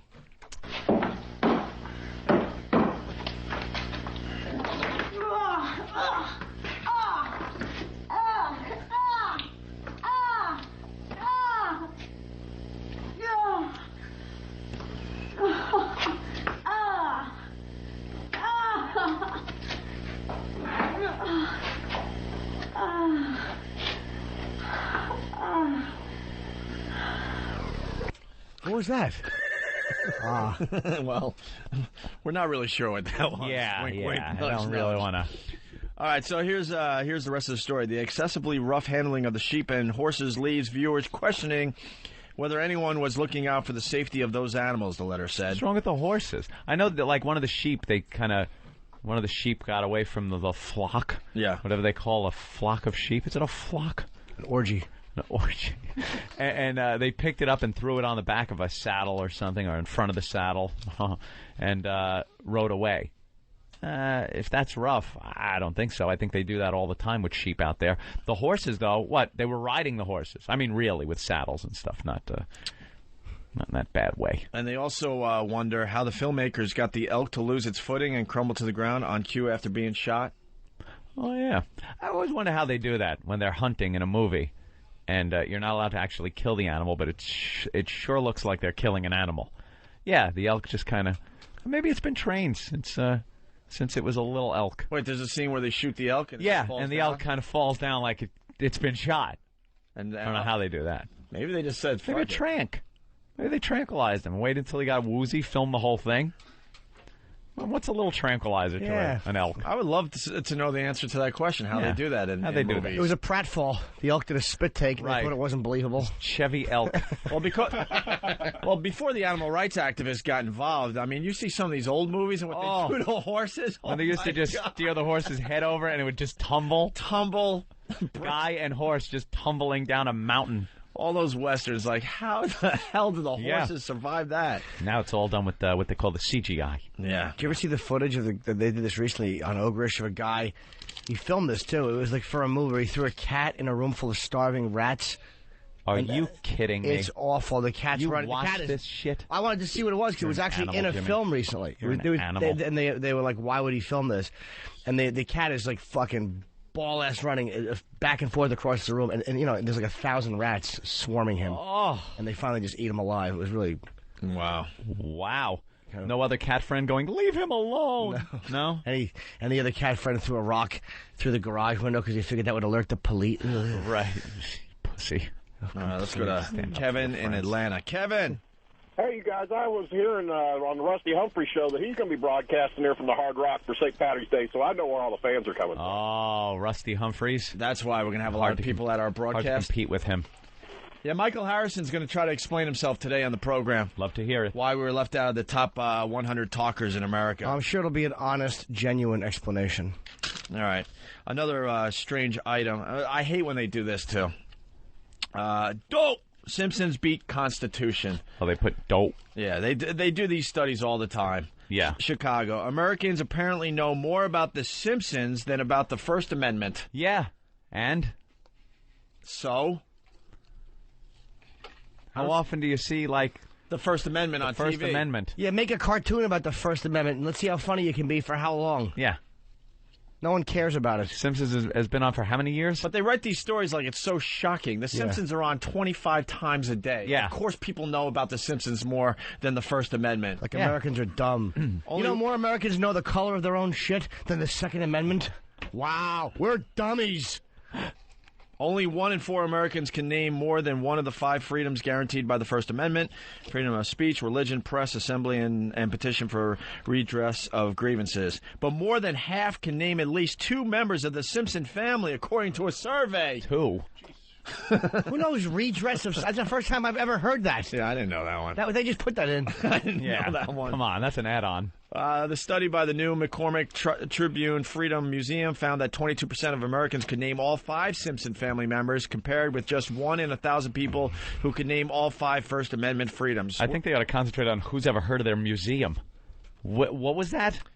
The new McCormick Tribune Freedom Museum. Yeah. Wow. Part of the survey really shows there are misconceptions, and part of our mission is to clear up these misconceptions, said Joe Blah Blah, the director of the exhibitions at the museum. It means we have our job cut out for us. The museum will be dedicated to helping visitors understand the First Amendment when it opens in April. Oh, what an awful museum that would be to go to. Yeah. Oh, it would be just like going to school. Boring. It's their big study. Do they do the whole thing or just the First Amendment? I don't know. How dull would that be? Well, what a dumb thing to throw in the paper. Of course people know about The Simpsons more. Yeah. That's just how it is in America. See it all the time. Let's go to Rob on Long Island. Rob. Hey, what's going on, guys? Hey. So what are you going to have Mars do next? Try to hang a picture frame? I don't know. We're completely distracted because Mars is attempting to fix the clock. He's up to how many minutes, pal talkers? 15 minutes. 15 minutes to reset a clock. I thought that line would get a little bit more than that. No, it was terrific, sir. But when you said it, there you go. It reminded me of that stupid Earl, and they have footage of him. He's the one that's been eating the pens, that dope. Yes, I pointed it out to Jimmy yesterday. All right, thank you, Rob. With much glee. I went, look fucking at Earl. Pens sticking out of his mouth. Disgusting. Hey, Earl, I stuck those pens in my ass. Jimmy did, too. All of them went into my ass. Well, no, just one. One, but he doesn't know which one. Oh, no, I put more than he one. He could have come back later and shoved more I wonder if he got to the ass. goodness yet. If he put one in his ass, it wouldn't even touch the side. Just sitting there with the pen sticking up out of his mouth. Other people have to touch that. I know. No, I bring my own. My pen. No, they're the company pens. He'll lie. He'll say he brings his own pen. You don't. My pen. Unbelievable. This program to bring you the ozone midget sighting of the day. Who saw this coming? Let's say hi to Tater in Texas. Tater, what's up? What's up, guys? I got a midget sighting. All right. Texas. Yesterday, when I was going home from work, a bunch of people, they jog and walk in my neighborhood. So I come around this curve, and there's a midget couple pushing a baby stroller. And the jacked up part is it's a normal-sized stroller, so his little midget arms were up in the air. And he had spandex on. She had spandex on, but she looked like a can of biscuits broke open. Unbelievable. So he had to reach up to push his stroller. Exactly, and I was trying to get a look to see if it was a normal-sized baby, but I almost hit somebody coming the other direction. It should be mandatory that if you're a midget couple and when you get knocked up, they should be allowed to do a sonogram. And if it looks like it's going to be another one, the government terminates it. We have to stop this. The government. The government. Someone from the government comes in. That's right. I'm sorry. You know, they should not be allowed to wear spandex. Speaking of midgets, everyone go to their workbooks. Page 107 in the New York Post. We got to tape this show. It's called Little People, Big World, Saturday night at 8 on TLC. Oh, that looks great. 3.5 stars. A whole family of little people. No, as they call them. No. Look closer. Little parents raise one big happy family. It's 2 midgets. They have 4 kids. Only one's a midget. Boy, he's got to feel good about himself. No kidding. Thanks for the shitty DNA, Mom and Dad. You passed along the big genes to everyone else. What a crapshoot, really. Isn't that unbelievable? Is the little kid with the soccer ball a fidget, or is he just a little kid? I think he's a normal kid, but he does have that kind of dwarf look to him. You can see the other one's a dwarf, though. They have something to do with their shoulders and their stupid bent arms. Give them away. That dumb shoulder, bent arm, perpetually bow-legged, little bent knees. Oh, this is a series. Yeah. Wow, a 20-episode series that focuses on the Roloff family who owns and operates a 34-acre farm in Oregon. It's actually a half-acre. I was going to say that. Damn it, you beat me to it. They just tell them it's 34 acres.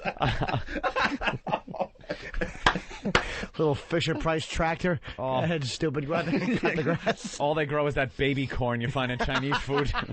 Go ahead. Go in the backyard and try to feel useful. Little baby tomatoes. Grapes. They think they're pumpkins. Get paint them orange. They'll think it's a pumpkin. Harvesting off the crabapple tree. Growing little baby corns. I just said that. I hear that it was one. the first one I said.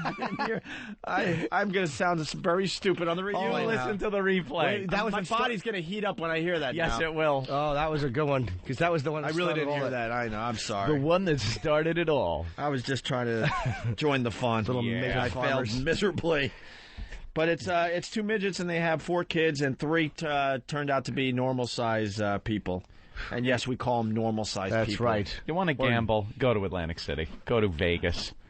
Don't go to the bedroom like that. And you might pump out a kid that's fidget or a normal one. You think they pull a Budweiser truck on a little pony? They have like one of those little stunted ponies, like a giant Great Dane. And Linda Stacy, whatever her name is, another person I will spit in the face when I finally run into her. She's awful. Another one that just had some fun things to say about Anthony and I when we fucked up. You're going to need a lot of spit. Yeah. Unfortunately, I haven't run into any of these people, and I'm looking forward to the day. You know what? She's another one. I got to bring in her article about what she said about us after we fucked up with the Sex for Sam thing. It's unbelievable what she said about us. You know, if she came up to me and said, "Hi, I'm Linda Stasi. How are you, Anthony?" I'd be like, "Hi, fine. How are you?" I know none of these people that said anything about us, except like you know, I know the usual suspects, the Grease Man, things like that we've talked about. Neil Bortz. I didn't know Neil Bortz said Neil boo Bortz about was us. all over the TV about us. Said a word about us. I know the Fox shows. You know, we had a couple of idiots on there that said things about us, but for the most part, I wouldn't know. One of these asses He's back in. Oh my God! He put a. What the hell? Are you kidding me? What does that mean, Mars? What does that mean? That means that clock cannot be fixed. This is just like the TV show Lost. What does that mean? I gave you one clock. The clock to your left is the accurate time. Oh, you got one? Okay. All right, so the clock on the right had to be covered with a piece of paper. Yeah, why are we covering the other one? So it doesn't distract you guys. Right. That's fair. We'd look up and I'd go. Can we just write the time on the piece of paper every once in a while? Can you update it every 3 minutes? Every minute. Can I just? I'm turning around. I'm going. Not that one. Oh, that one. The same thing. It just amazes me. So why couldn't we fix the other clock there, Mars? What happened? That one, since you guys were timing me, that one takes a really long time because it has to go around and catch up. Like it was at 3 o'clock, so I had to go back to 8:30, and it's not something like I can. Can we do. get the station and have it slingshot around the sun, and then on the way back, because I saw it in Star Trek, the clock goes back. and then at a certain time we put on the brakes if Scotty can actually get the reverse warp engines going, and then the clock stops and it's perfect time. It's like when Superman flew around the Earth and made it turn backwards to bring Lois Lane, but unfortunately didn't tell that horse to jump back over that thing. Oh, my God. Oh, Jimmy. Wow, Jimmy. All right, Mars, thank you. I got to bring in some of these articles. Yes. When they were editorializing about us. There was one guy, and it might be Linda Stassi, it might be somebody else. Mm-hmm. It might have been Adam Buckman, another one that I'm not happy with. I know Adam Buckman, yeah. One of them blamed our parents and said that how dare they raise people like us, and that our parents must be awful people for spawning Opie and Anthony, and our parents should be tarred and feathered and thrown in the river. Was that it? So you just forget all this stuff, Anthony. I don't forget. I didn't forget that story. Don't forget. I forgot who did it. Well, can we find that? I have no idea who did it. Can we find that today? E-Rock is really good at finding this shit. No, he'll find it. Yes, he is. We won't. Yes, he is. You hear him screaming, E-Rock? Let's go to Nina in Wayne. Nina. Oh, hold on. Someone needs to get credit, though. We like when the listeners point this out. Pat in Boston. Hi, boys. Hi. Hey, Pat. Anthony, you had a great line. I want to point it out. Oh, thanks. If Jimmy sticks a pen in his ass, it will not touch the sides. Oh, the one pen. Yeah. Well, you were saying you only stuck one pen in your ass, and I had called you out as being a liar because if you did that, it wouldn't even touch the sides. That's very funny. You would need, like, the handful of pens. Bravo. Thank you, Pat. Hilarious. Thank you, Pat. Yeah, thanks for pointing out that hurtful line. Well, we need the listeners' help because obviously none of us listen. We don't listen to each that other. well. Nina and Wayne. Nina. Hi, how you doing? Hi, Nina. I just want to point out something about the twins that you were talking about. Yeah. The midgets. One of the kids in it, they're twins, and one's normal size and one's a midget. Because they had a special on it before, and now they turned it into a series. Could you imagine? You have a twin brother that's shorter than you? Yeah, well, they should say you have a twin brother that's depressed. Right. How do you go through life like that? It's bad enough you're a midget, right? But now you're a twin, and your brother is like normal size. You're a living case of a capital lowercase letter. How embarrassing. You look just like your brother if your brother was in a vice.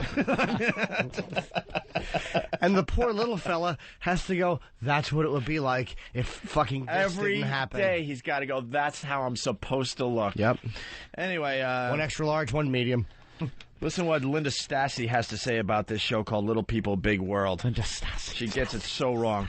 P.T. Barnum knew well that little people make great big shows, and although, thank God, the days of putting little people on display as objects of oddity are long gone... Thank God for that? ...they could still make a hell of a show. Really? That's why they're doing it? Because they're interesting people, Linda? Yeah. Maybe because they're little fellas, that's why we want to look at them and laugh. Why not focus on a regular family of farmers who owns 34 acres? Absolutely. P.T. Barnum is alive and well. We just mask it better. We just mask it better. We still all want to look at freak shows. Of course. This politically correct fucking dummy she is. I hate her, by the way. I would love to kick her right in the pussy unless she likes Lucky Louie. Then she's okay. We'll see. Yeah, she'll hate it. Are long gone. They're not. How delusional are you? What world are you living in? Every reality TV show. People still point and laugh. It's called Little People, Big World. The days of putting little people on display as objects of oddity are long gone. Little People, Big World. It's not called Responsible People. It's not called Loving People. It's called Little People. Right. Or as I like to say, non-people. The roll-offs. Genetic disasters. We got to tape the show every Saturday, man. There's a lot of laughs to be had. The roll-offs are headed by parents Matt and Amy, 4-foot-tall little people with a large family. There are the 15-year-old twin boys, Jeremy and Zach, 12-year-old Molly, and 8-year-old Jacob. Molly, Jacob, and Jeremy are all average-height kids, while interestingly, Jeremy's twin brother is a dwarf like his parents. Why did she say dwarf there and then little people higher? I don't get it. What the fuck are they? Right off, the immediate reaction is pity. Poor kid is only 4 feet tall, and his twin brother's a tall, strapping guy. Oh. And then you realize how very wrong these initial reactions are. Really? No, it's right on the money. That's terrific. That's terrific. That is right on the money. Pity. Twin brothers, only one going to the prom. Oh, he'll have to take his little brother along. Like, he tells Dave, do you have a friend that can go with him? In his little tuxedo. Yeah, little cummerbund. Yeah, the hot cheerleader comes over. Oh, you have a cute little brother. No, that's my twin brother. We're twins. Right. You should bring him in a bassinet. I don't want to go in a bassinet. It's my senior prom. Why I oughta... Well, let's get to the bottom. She says how wrong the initial reactions are. So maybe they are wrong, Yeah. Hope. Where you want me to continue? Continue? For one thing, yeah. All right, for one thing, Zach has been blessed with parents that every kid should be so lucky to have. Well, short that everyone laughs at. Oh, Despite the fact that they are only 4 feet tall themselves, it's clear that Matt and Amy refuse to let their size get in the way of their dreams and ambition. Unless their dreams are to reach something on a shelf, then their size is certainly in the way. Unless their dream is to drive a vehicle normally or have legs that don't bring revulsion out of other people. I guess Matt, the father, made a killing selling high-end software to some of Silicon Valley's biggest firms, and now he's living... it high-end? It was probably sonogram software. Prevent this from happening with this picture. Matt made a killing selling high-end software to some of Silicon Valley's biggest firms, and now he's living his dream on this beautiful spread with his fun-loving family. The series takes us into their lives as they do the stuff we all take for granted, reaching groceries at mid-shelf, driving a car, seeing over the window at the bank, buying clothes. Shitting without worrying about falling off and killing yourself. So they're showing them doing things. Isn't that the basis of a freak show? Of course it is. Of course you it show is. them doing normal things, but it's a little odd because they're little different. I'm a firm believer, actually, that when dwarfs walk in the room, legally they should have to have circus music behind them. And curly shoes. I think curly shoes should be worn. You always know when the boss is coming. But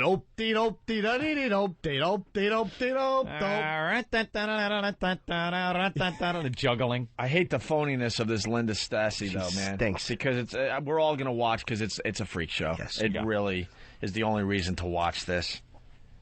Once or so a year, Matt takes the twins to the Little People of America conference, where for once Jeremy is the odd man out. Showed him. Towering over all those little disasters. Yeah, he's got to feel silly there.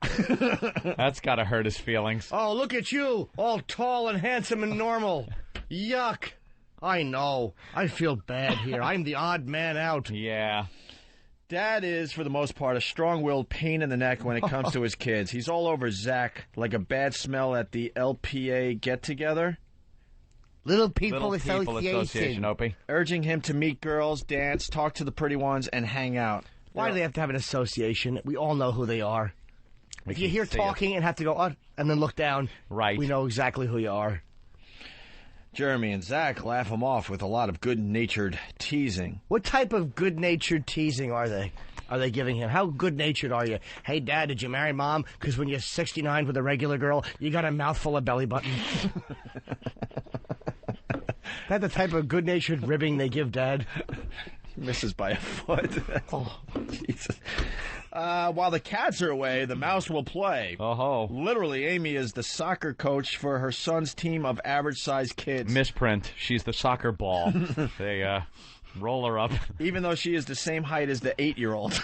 Oh. Oh, that's not good. And she don't take no crap from nobody. Ooh, she's got spunk. She wrote crap. Saucy. Ooh. Linda Stassi wrote crap in her article. Aside from being inspiring, and it's not without real drama, it's a show that will teach you much about functional family dynamics, unlike almost every other family reality show, from Growing Up Gotti to the Gastineau Girls to Dog the Bounty Hunter. Which in reality should have been called Dwayne the Process Server. As Matt, who is on crutches, tells an assembly of school kids, I've been through the school of hard knocks, and there isn't anybody or anything that's going to scare me, and somehow you don't doubt it for a minute. No, you don't. You'll School love of hard this knocks family, and when he besides, worked as a whack-a-mole.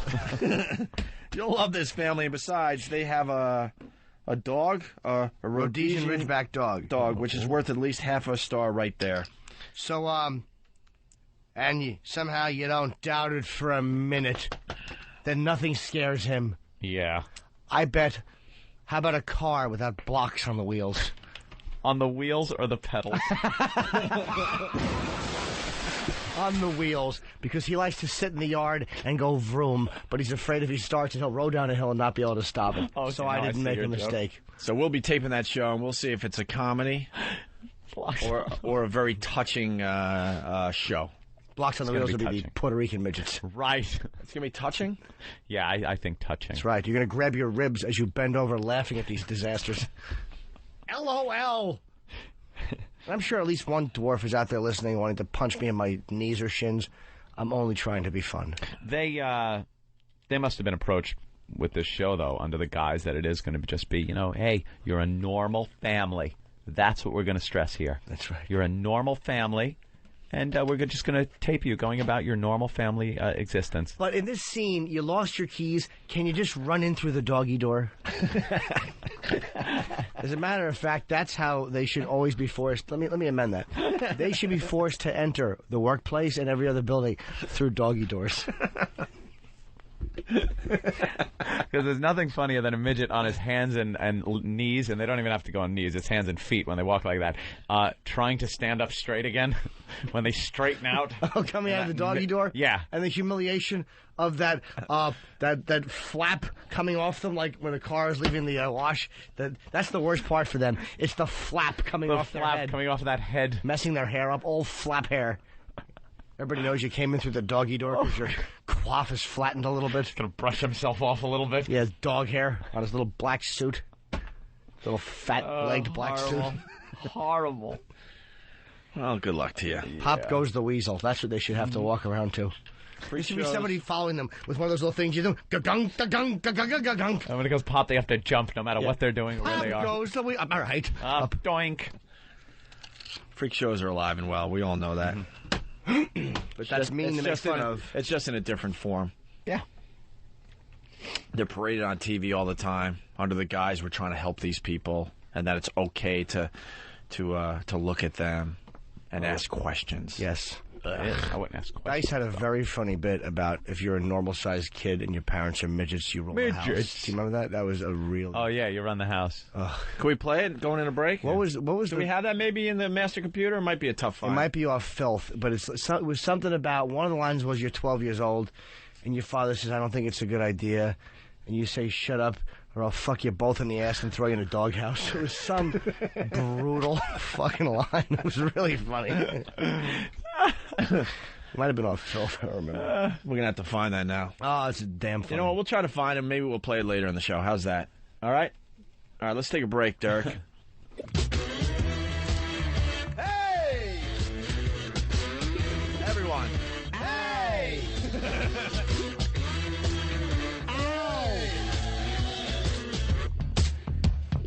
Hey! Hey! Hey! You say when you see walking and hear your daughter, hey! Yeah, we have a Gary Glitter update. We can't get enough of this story. Gary Glitter. He was a one-hit wonder, man. Yep. Uh-oh. Oh, boy, that's not good. Oh, here comes the part again. Oh. Donald Pleasance.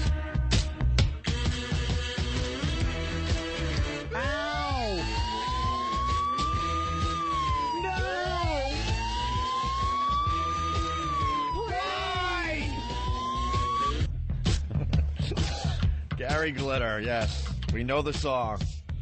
You got to be a brilliant musician to come up with that song. Every dumb Giants fan with their hands in the air. Good. Enjoy the pedophile. Any sports fan in general, man. It's every sporting event. Well, his case is finally over. Gary Glitter, it started with child porn spilling out of his computer when he tried to get it fixed. Get it repaired. He had a problem accessing some of his child porn, so he brought it to a computer repair shop there in jolly old England, and oops, they looked into his hard drive, and a bunch of kiddie porn came pouring out. What is he thinking? Of young children nude all the time.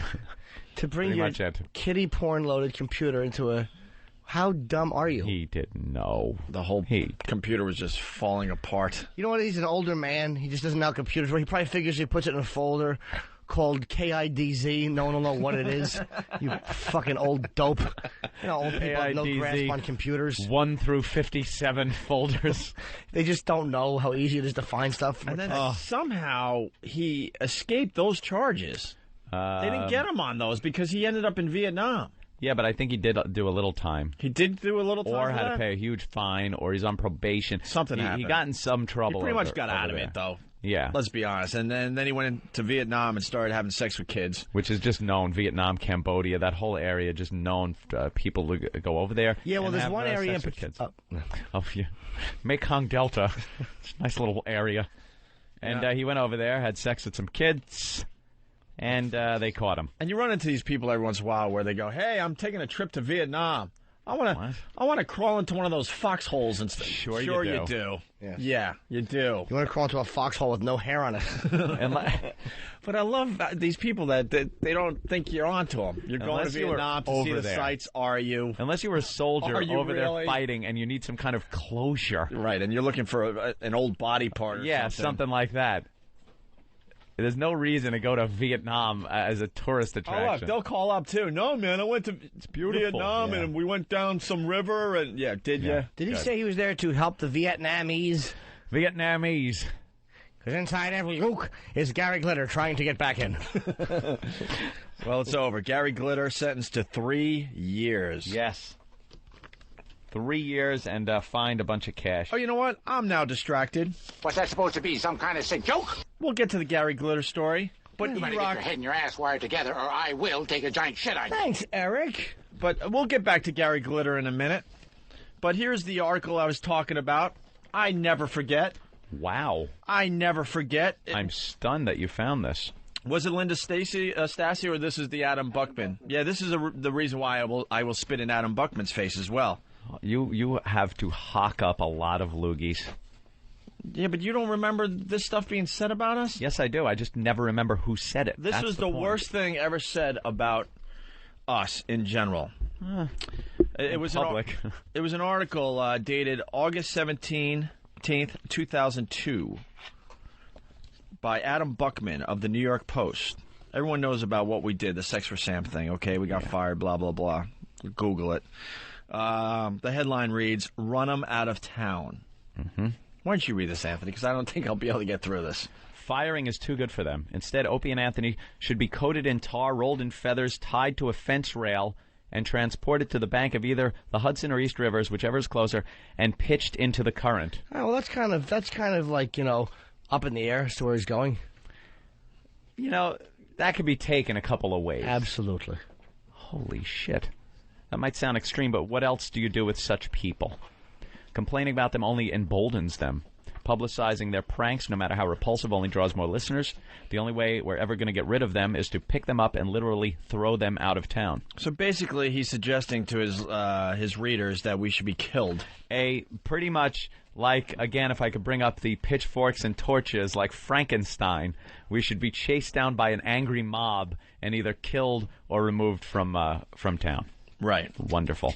Shock jocks in general are beyond the ability of ordinary people to comprehend. Where do such people come from? How do they develop into adults who, in the name of sports or entertainment... Sport or entertainment. Oh, sport or entertainment. I was going to say sports. Yeah. Well, hey, these days, yeah. would goad radio listeners into committing sex acts practically on the altar of one of the city's most sacred sites. Do we have to explain? Practically, where did you get your info? Where did he get his info that it was practically on the altar when it was in a vestibule? It's a vestibule outside. In a corner, hidden from everybody. Still bad, but... Still bad, obviously. But they had to make it worse? Yeah. You had enough on us. You had to make it worse. And make your readers really think that we try to get as close as to the altar and made sure as many people as possible saw this. Here comes the line, by the way. If this is what Opie and Anthony think is funny, I can only imagine the animals from which these two were spawned. And that's why... He's tossing out mama jokes. And that's why I will spit in this guy's face. Mm-hmm. You had to bring my parents into this? And that's probably an insult to animals everywhere. Except for sheep who are injured in Brokeback Mountain. Exactly. Our parents have nothing to do with what we do on the radio. Nothing. In fact, the rare occasions which I've visited actual barnyards, I've found pigs with better manners than these two. And what about the company that enables them? Infinity Broadcasting and its money-mad defender of free speech, Mel Karmazin. You would think that by now the world would have grown tired of shocks. That it would no longer make sound business sense to continue with these childish pranks. The wet T-shirt contest, the sophomoric snickering of these shows. Fire Opie and Anthony? Don't hold your breath waiting for Infinity or NEW management to levy sanctions against them for broadcasting a sex act live from St. Pat's. Don't hold your breath? You could have held your breath. Not as long as the ratings stay strong for Opie and Anthony, and they make money for their keepers. Sophomoric snickering. Sophomoric snickering? What a fucking bore this guy is. Snicker, snicker, snicker, snicker. Yeah, I wish I was a junior. Snicker, snicker, snicker. Tee-hee, tee-hee, tee-hee. Adam Buckman is a bore. It apparently isn't enough for the purveyors of shock radio to invade our homes. Now our houses of worship are also to be invaded. It's enough to make you start praying. Only now you have to be extra careful not to pray near the people who have come to church for a radio contest. You could actually hear his radio voice, reporter voice, when he wrote that. A radio contest. And what is this abstract document summary? That's just a... Oh, wait.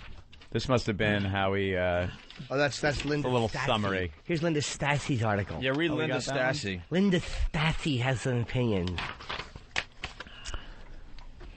The Catholic Church, which has been rocked by more sex scandals than Bill Clinton...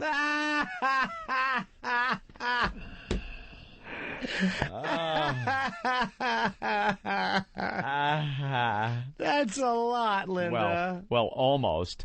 Managed to take the heat off themselves last week by finally getting a couple of perverts fired. No, not priests. I know.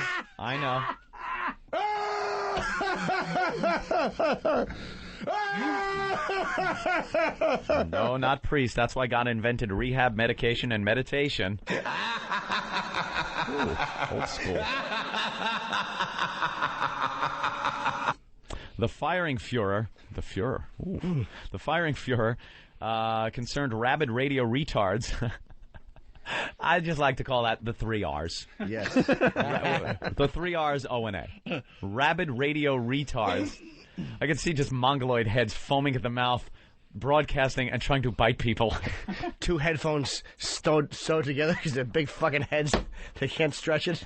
By the way, I'm just losing my mind here. I'm trying to stay calm, but this is why we have such a hatred for the media in general. Yep. This is where this all began. We were suspicious of the media when we were broadcasting on regular radio. Yeah. But then when we went through what we did, and then we saw how they presented this to their readers and to their viewers and to their listeners, whatever.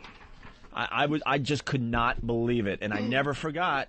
And these people will get spit in the face, and we will always attack them now and point out what assholes and liars and phonies these writers and TV people really are.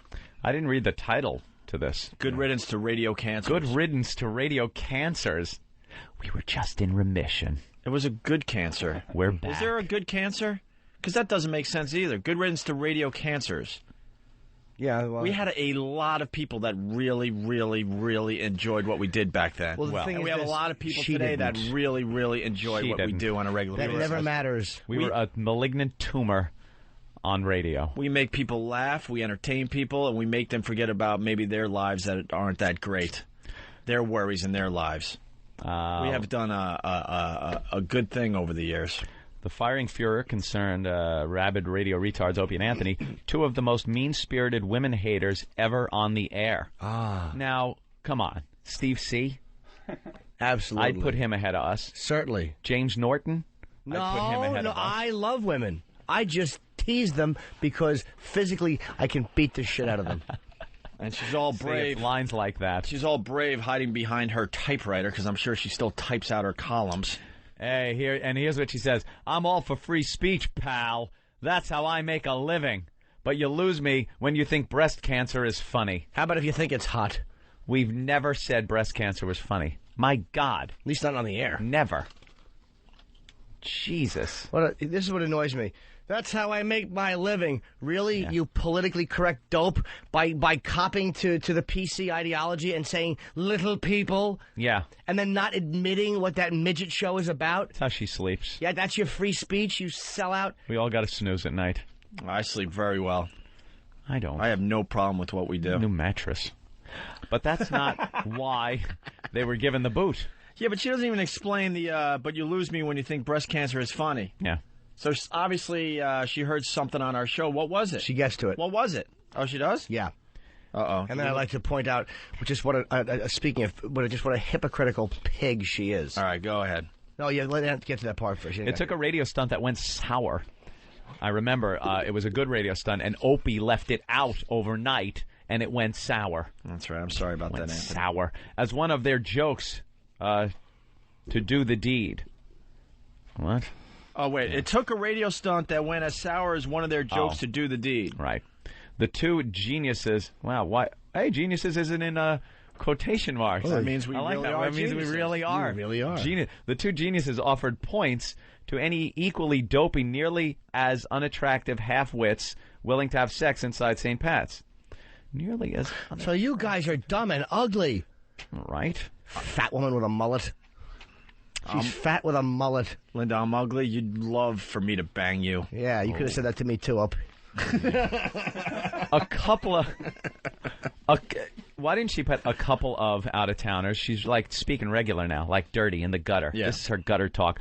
A couple of out-of-towners stepped in and dropped them before the cops showed up and cuffed them, which, given the circumstances, was probably a thrill. Why it took a stunt... Excuse me, but your jokes go sour? Yeah. Why it took a stunt in a church to get these guys yanked off the air is what is so puzzling. Really, does it have to involve religion to get people outraged? Their station, WNEW, should have pulled their sorry butts off the air when they had a celebration after women who had criticized them got breast cancer and had to have a radical mastectomy. They were... Why were they allowed to make jokes about how great it would be to have her pose topless with her missing breast? I was sickened. Let me answer that. Can someone please fill me in on that? I don't remember that at all. I don't remember it either. It might have happened. But here's, first of all, to answer your question, Pig, why were they allowed to make jokes? Because it is freedom of speech. And you know what? Humor is tasteless to some people and acceptable to other people, but that's why you're allowed. And let's go back to paragraph 1, where a hypocritical slob with a mullet says... I'm all for free speech, pal. A couple of perverts were fired. No, not priests. That's why God invented rehab, medication, and meditation. So it's okay to poke fun at the Catholic Church sex scandal, where when you break it down, older men were raping and scarring young boys. Right. People have killed themselves over that. They've repressed their memories. That's a joke. Why is that acceptable to print in your column to make fun of that? Do you understand? Hypocritical pig with a mullet? That's why. That's why we're allowed to say what we're allowed to say, because you're allowed to play that shit. Unfortunately, breast cancer is more sensitive for you. It's an awful thing. But how about people that were raped by priests? How about people whose memories and childhood are ruined by priests? They read that. Are they going to laugh along? Yeah, that's why God invented rehab, medication, and meditation, because I was raped as a child. You know, fucking pig. Here's what happened. She never heard our show. Someone told her that we did something like that, and she wrote it as fact. Let me tell you a little something about myself. I really don't go, as much as you probably wouldn't believe it, I really don't go after people on, like, medical things or wishing things on people, because I have, like, this superstition. Yeah, karma superstition kind of thing. The reason I goof about embryos, miscarriages, abortions, Robert Reed, things like that, right, is because I am in a stable relationship where I don't want to have kids. No kids are in the future. Not going to get the AIDS. And I pretty much keep myself safe like that. The comment, let's get a physical. Yeah. That was me telling women, get the mammogram. Let's get a physical. Very helpful. Physical. Very helpful. It's helping. Someone it's remembers helping. the one... Using the tragedy to help. Someone remembers the one breast bit. Bob in Jersey. Bob. Boys. What's up, Bob? Paul, by the way. But anyhow, it was Crazy Irene. It was probably one of Norton's funniest moments ever on the radio. I gotta tell you, man, that was one of the funniest fucking bits ever. Crazy Irene. Not to Linda Stassi. Not to Linda Stassi. This woman would call in. Crazy Irene, she had a boyfriend that she lived with that had a heart attack and died on the bathroom floor. Right. And Crazy Irene hated our guts, but would listen to the show and call in. Every day. So she was obsessed with us, and she would always call in. We never sought her out. She wouldn't just turn the radio off. She called in, and like a lot of people, begged to be abused, and she got it. Right. Mm-hmm. So she called up requesting, and the bit is hilarious. We I'm her. sorry, it's hilarious because we thought she was so self-centered that she probably could have helped her boyfriend that was having a heart attack in the bathroom. Yeah, but she was too concerned about herself and didn't realize that the guy was screaming for help in the bathroom. And she dozed off. Old broad. Yeah, it is a very, very dark, funny bit. Yeah, but just I figured Linda Stassi. I mean, she's just such an agenda-driven, typical soccer mom mentality. Right. She thinks she's funnier in her fucking coffee clutch with the gals. You know, more sex kid. Well, almost as many as Bill Clinton. Do the other fat housewives look at your mullet and laugh along with you, stupid? Oh, this gets good. Let me get to FedEx real fast. FedEx. Yeah, how you doing? Hey, buddy. Hey, yeah, I was listening to that guy when you said the lady with the cancerous tit and all that. It just reminded me of Irene. Yeah. It might have been. I don't remember. Yeah, I think it was. Well, the reason I got you on the air, FedEx has a great site with all the old material, oavirus.com, and I believe that bit will be up there later today, so you can check it out for yourself. Well, it is up there right now. It's in the Raw section, but I'm going to go ahead and bump it up so that way everybody else can get to it. Hey, FedEx, bump it up. Let me ask you a question. Do you have my first call-in with Dice? I have a call-in. It's labeled as the first call-in with Dice, but now I gotta go on Whackbag and find what they have to call-in or live. My first appearance on this show was a phone with Dice. It is a phone with Dice. Yep. Yeah, it was a phone. Because Dice was like, you gotta get this guy in the air. First live nuts. appearance is great though too. Yeah, we're gonna play both of them. The first Jimmy Norton live appearance and the first phone call. We need both of those. We got the phone call was very mediocre. That's what's great about it. But there was something about that phone call. We're like, man, we got to find out what this guy's about. Was stellar. Yeah, thank you. Really funny. Once I find it, I'll go ahead and I'll put it up there so that way everybody can get to it. I got to find his first. Yeah, we're going to go through it next week on the show, I believe. So, all right, FedEx, thanks for all you do. You're great. No problem, guys. Anytime. Appreciate it. Bye, mister. Right. This punch it bitch. All right, so no, he's good. Back up a little bit, Anthony. Where are we? Yeah, she said. Jimmy, great point, by the way. Thank you. Woman criticized us. Because I was going to go with the whole "I'm all for free speech, pal." No, she's not. No. Free speech, the right to offend. The right to say awful things. Right. Yeah. People think free speech is all about saying nice things. There's no asterisk with "I'm all for free speech," and we all know what the Constitution. We understand fire in a movie theater. We understand dangerous. We understand stuff. FCC rules and regulations at the time we were under, and we adhered to them. Now, breast cancer is a reprehensible thing and a sad thing to make fun of, but you know what? It's not a violation. It's a violation of good taste, and unfortunately, that shouldn't be enough to get you thrown off the radio show if there are plenty of people enjoying it. Any more than your political opinions should be enough to get you thrown off Air America or of ABC. Or you're joking about priests raping young children. That's it. Because what happened is that has become so acceptable, and it should be acceptable because they're scumbags for doing this to kids. But just the fact that she can be so glib about that and then self-righteously a few paragraphs later, and not even know what a dumb, hypocritical fatso with a mullet she is. Know why? Because the priest didn't affect her personally, but obviously breast cancer has. Sure. Whether it was her or somebody in her family, or 1 out of 4, Opie, will be affected, or a close friend, and that's the problem. That's why she has a problem with that, and not the priest thing. I want to write an article. How can she be allowed to be so glib about the rape of so many young children? Ooh, that was intelligent.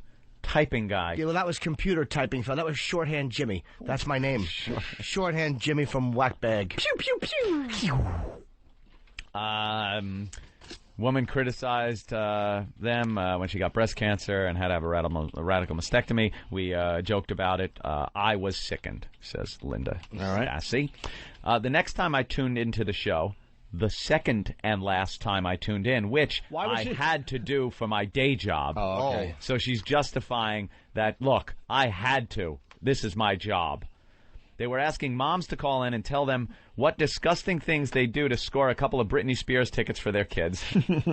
This I do remember. This we did with smiles on our faces. That's right. One woman volunteered to have sex with her daughter in front of them.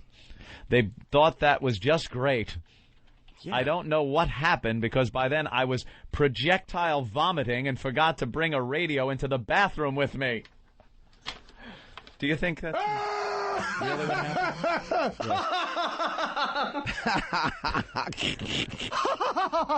Vomiting is fine. It's unfortunate you don't purge, fatso. She was projectile vomiting, and the whole room smelled like Entenmann's donuts. Fired? They should all have been arrested. For what? And for what? Stupid. Linda, for... Who'd want morons like them for listeners anyway? Oh, yes, WNEW, that's who. And, of course, that squeaky-voiced guy from Sam Adams beer commercials who happens to be the brewery's owner. Didn't you know? The contest was called Sex for Sam 3. The prize, a trip to the Sam Adams Brewery, O&A's major sponsor. I never heard of the guys. Look, fellas, they're just starting to put me back in the commercials. Could you just lay the fuck off? It's nice to see Jim Cook back. And Jim in the Cook had commercials, no too. idea what he was stepping into. He had no idea. He was very good friends of the show, of us personally. We love the guy, and he was hung out to dry just because, you know, they spent a lot of money on our show. He was hung out to dry for this, and it's good to see him getting back involved as the face of Sam Adams because he's a great guy. We love Jim Cook. Let's see if Linda Stassi would come on the show. We won't attack her. Let's just see if she can figure out. No, I will attack her. Okay, well, I would still like to know. I will make it perfectly clear that the... Let me make this perfectly clear. I want to know how she could justify that inconsistency. When I finally see her on the streets of New York, I will spit in her face. Oh, maybe we can just do a phone. I will spit in her face, and I will spit in Adam Buckman's face. Did you do it on a Friday? I never forgot these two articles. I never forgot them. Don't want the show being interrupted by your... arrest. Hey, Ben, let's see if we can get Linda on the phone. Let's see if she'll come. You can spit in someone's face without getting arrested. I don't think so. They already tried? When? I think it's some type of assault. Well, then we're going to have a problem because, you know. Did she say no? Especially Adam Buckman, what he had to say about my parents, which has, they had nothing to do with our radio show. Right. Nothing. No, they wouldn't call back? No, they're just not there. So. Okay. There you go. Now do you remember, Anthony? I remembered all of it. I just never remember the names. Like that woman, like I said, she could walk up to me. I remember the article. It's just her. And you know what? I know this is old news, but this is something we never forgot, and we knew it would come up on the show someday. And I guess the article about the midget family on TV kind of reminded us. I'm all for freedom of speech, pal. Really? That's why you're writing Little Person? That's why you got right in line.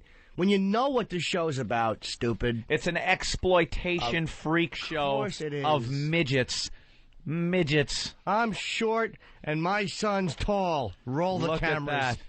Roll them. How about a regular farmer family? Why not that? What about that? Hardworking farm family, all the trials and tribulations of growing crops and government subsidy and all that fun stuff. Oh, that doesn't work? All right, make them midgets. Now we can all laugh. All right, and I'm a much more responsible broadcaster. I need a lawyer on the phone because I gotta weigh the options here.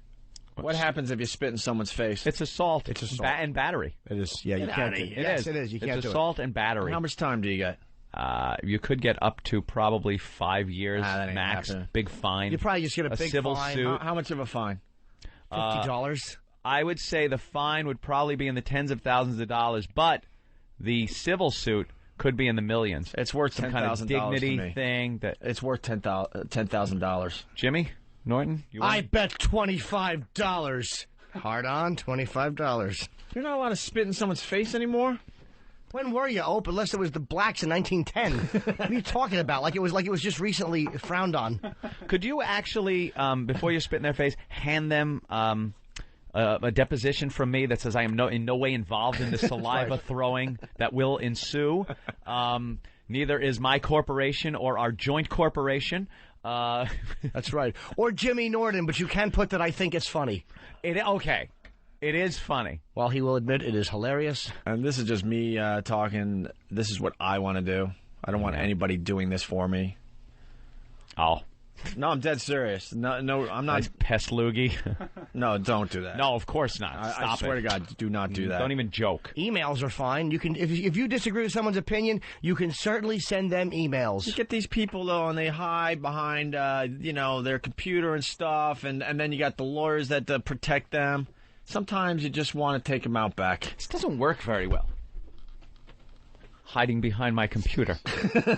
Visual gag, but Jimmy sees me. Everyone's looking at me. I don't see your face, but I just see arms and a computer floating, and I know it's you. Hey, Jimmy! All right, where is he? All right, where is he? Where's he? Jimmy! There he is. Where is he? I'm scared. I don't like when Anthony hides. That's behind my computer. It looks really creepy. I'm a on the coward. Talk. I'm a coward. I don't like when you hide. And neither are answering their phones. Of course they're not going to answer their phones. No, Wow, real brave when it was time to write the article, huh? Pal. When we didn't have a voice. Do you know what this is? When we were off the air. This is Michael showing up, talking to Carlo. Yeah. You have to answer for the article, Linda. Oh, Get out of my sight. It was my editors. It was my editors. Then she gets in there and they wrap a cord around that fat neck. Hello, Carlo. Greg on Long Island. Greg, what's up? Yeah, how you doing? If E-Rock spit in somebody's face, it would be assault with a lethal weapon. Jesus Christ. Why do you have to hurt? No, it's always about hurting. Yeah. I think there would be a manslaughter charge. Punch you that. Assault with a deadly dumpster. Hey, spitting in face isn't a crime. Yes, it is. Lawyer Kev. Boys, you guys rock. Hey, man. Where'd you get your degree? St. John's University School of Law. All right, that's good. All right, what do you got on this? What do you got on this? It's not a crime. DeVry. He got his law from DeVry Institute. It was either auto mechanics or law. Is it a crime or not? It's not a crime. It's a violation. Nice. Wait. How could it be a violation? It's not a crime. Spitting in someone's face is not a crime. You're assaulting that person. It's not an assault. Yes, it is an assault, Lawyer Kev. And it's not an assault. Look up the penal law. We did already twice. I will. And we laughed about it. I don't have to look up. You know what? You know why I know I'm right? I will. What am I tapping on? A microphone. It's a microphone, and it's in front of my face, Pally. What do you got, a phone? You can say anything in a phone. Once you're using a mic, it is the truth. That's right. We have a cop on the line. Yeah, we'll go to the cop. I want to talk to a cop. Bye, Lawyer Kev. Let's go to John. Hey, John. Hey, guys, listen. NYPD, you're in New York City. You can spit in somebody's face, and it's actually just harassment, which is not punishable by arrest unless an officer sees it. You can absolutely say that is assault. Wait a minute. Maybe they can DNA test spit. I've heard that it was actually an assault. They'd have to test the spit and prove it was yours, though. That's why you said officer. No, I'm not saying, like, they can go later and say he spit in my face.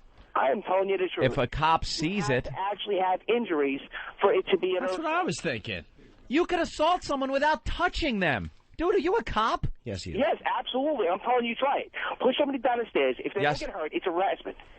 Than, what do you got there, Than? Some info? Why don't you just say it? Come on, Than, grab that mic Grab and that be a man mic, for swing it once. around. Don't pull an E-Rock on it. Shy. It's from the experts at expertlaw.com. Expertlaw.com. This is like Ask Jeeves. Ask Jeeves. Ask Jeeves. Ask Jeeves. By the way, Jeeves is a dummy. He never Listen, knows. I'm telling you the truth. He makes If it sound you a put lot somebody worse in than New it York is. City, you are not being arrested for assault. All It's right. harassment. Thanks, you I have lousy to screw. witness it. Thank you, sir. Be careful out there, man. I knew one of the bulls would call. I tell all the cops that. Be careful out there. All right, John, thank you. Why? What does Stan got on this? Assault and battery are intentional torts, meaning that the defendant actually intends to put the plaintiff in fear of being battered or intends to wrongfully touch the plaintiff. Now, here's where it gets to the ant part. The wrongful touching need not inflict physical injury and may be indirect, such as contact through a thrown stone or spitting. See? Thank you, motherfuckers. I know shit. I know shit. You can assault somebody without even touching them. If they feel they are going to be assaulted, it's assault. Go to harvardlaw.com. I don't trust that faggoty site you pulled up.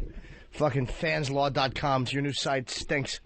It's wonderful because it agreed with me. That's right.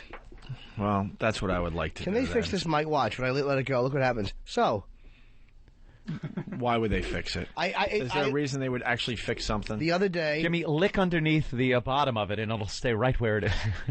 You know that it took weeks to fix Anthony's mic after we initially Can we get Mars in here? Can touch it. Because the other day... told Washington the problem. Mars came in here. He saw it. I asked him to fix it, and this... Get to ask to Mars. Yeah, it's that thing right there has to be tightened. How come no one fixed this? Well, Anthony, just because you're a little nervous, I certainly would love to do what I said. Oh, I don't doubt you would like to do it. But I would like to do it. But unfortunately, it looks like I will not be able to do that.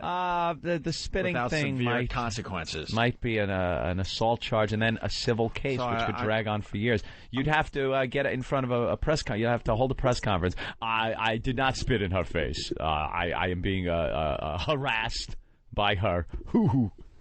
$500 million. So I'm going to go on record and say that I will not be doing that, unfortunately. Because now this will be blown out of proportion. You watch. Talk to Anthony Cumia, Esquire. That is me. Give you all the legal advice you need. Do we have to fix the mic now? That doesn't... Opie, it doesn't sound the least bit annoying, so it's fine. This is...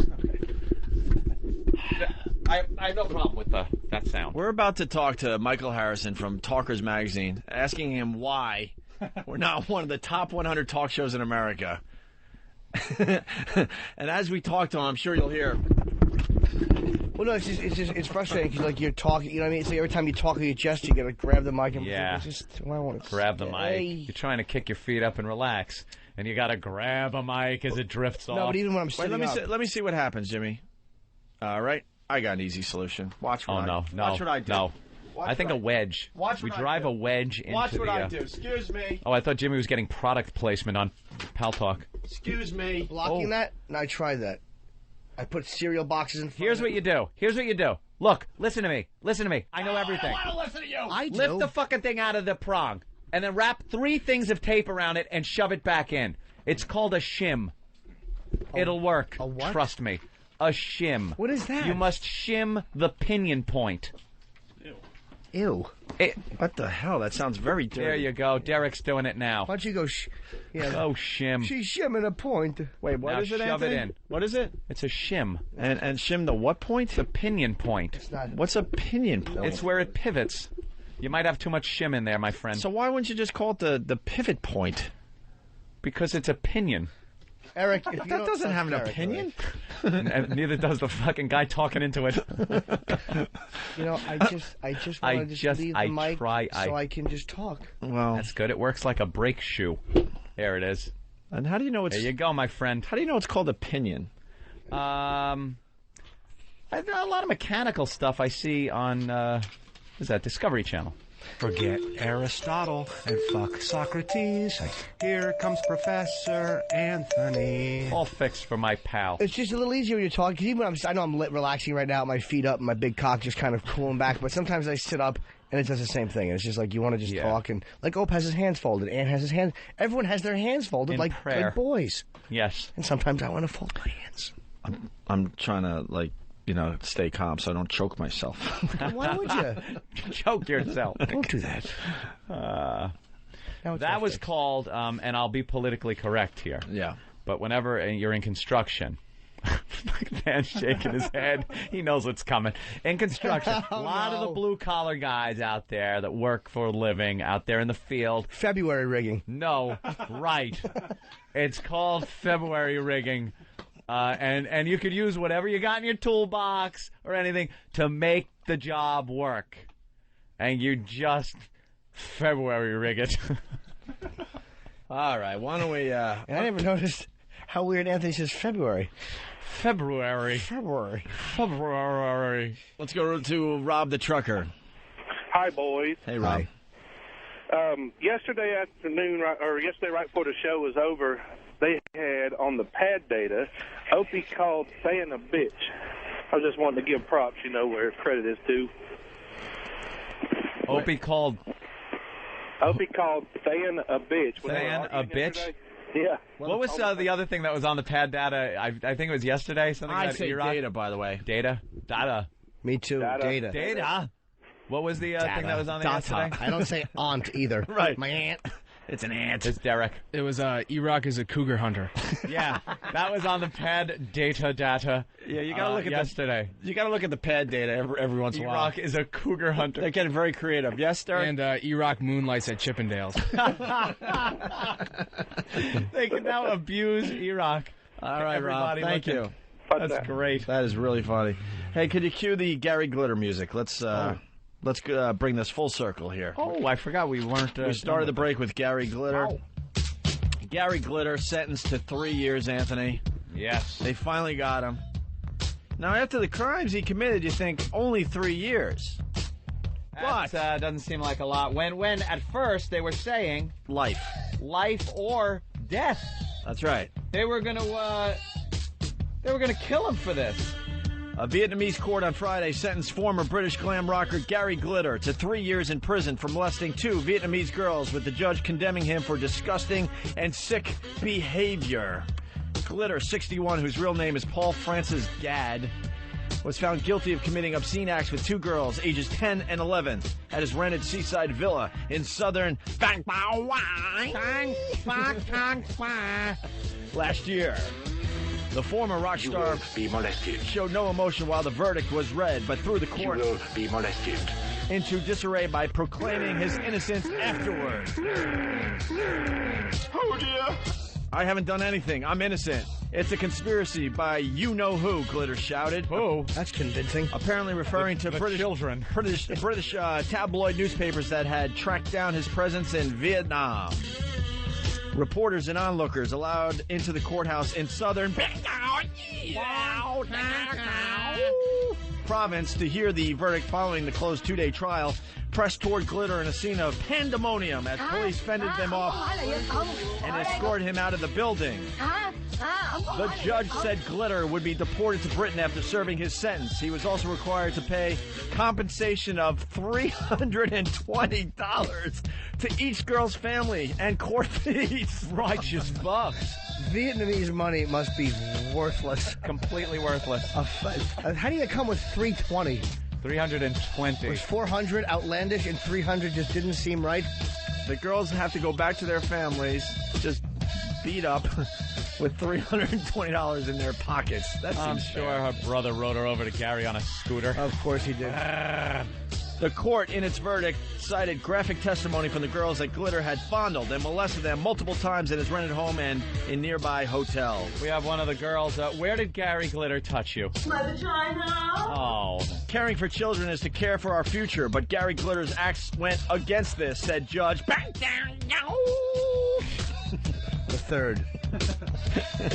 He sexually abused and committed obscene acts with children many times in a disgusting and sick manner. How do you do that in a non-disgusting and sick manner? Glitter. Candles? Start the music over when it ends. Sandals. We're only halfway through this crazy story. Glitter, who had faced up to 7 years in prison, was given the minimum sentence of 3 by the court. The judge later explained that among the factors contributing to the lighter sentence was the $2,000 each that Glitter paid to each girl's family as compensation in December. He has 15 days to appeal his sentence. His attorney said Glitter would be eligible for parole in a year after he serves 1/3 of his time. In a Vietnamese prison. That has got to be lovely. That's the key to this story. 3 years in a Vietnamese prison. He's held at the Phuoc Co prison. For some reason, the word fuck is in every Vietnamese word. Phuoc. Phuoc. Phuoc. Phuoc. Phuoc. I bet Yeah, they they say, try to no, say it's it's Phuoc. No, it's fuck. He was caught in Ho Chi Minh City Airport. Ho Chi Minh. Used to be Saigon when we were in charge, baby. That's right. Let me back up here, and then you can grab that paragraph. Glitter, a 1970s pop icon in Britain, famed for his sequins, jumpsuits, platform heels, and bouffant wigs. Ooh. Sported a more conservative look for his trial, black clothes and a red bandana, hoo-hoo, on his head that he removed inside the court. Respect. Glitter, who looked visibly thinner since his arrest, has been held at... It's Phuoc County Prison. Phuoc Co prison. They'll say it's Phuoc or something like that, but yeah, when Phuoc they say County. it on the news. He's going to be in Phuoc County. Outside Vung Chau. since November 19th when he was caught at the Ho Chi Minh City airport trying to board a flight for Bangkok. For Bangkok, another place where you could just get children. Police confiscated his laptop, which had hundreds of pornographic pictures on it. The former rock star who hit his musical peak in the 70s had hits with Leader of the Gang and Do You Want to Touch. I'm sure he played that for them. But is perhaps best known for his crowd-pleasing rock anthem, Rock and Roll Part 1 and 2. Yeah. Which is still played at sporting events and on the Opie and Anthony program. Glitter was convicted in Britain in 1999 for possessing child pornography and served half of a 4-month jail term. 2 months he got for that? He later went to Cambodia and in 2002 was expelled from that country. But Cambodian officials did not specify any crime or file charges. If you are thrown out of Cambodia, yes. What do you... Yeah, I don't know how many people really understand Cambodia's history. I would have to say at least 7, Anthony. Could be a couple more than that. I know why he was thrown out of Cambodia, by the way. Oh. Because they thought he was Colonel Kurtz. Look at him. Look at he does kind of look like... Are you a child? A snail on the edge of a straight razor. He's got the big bald head. Yeah, fat gut. Someone should come in and hack him apart with a machete. Absolutely.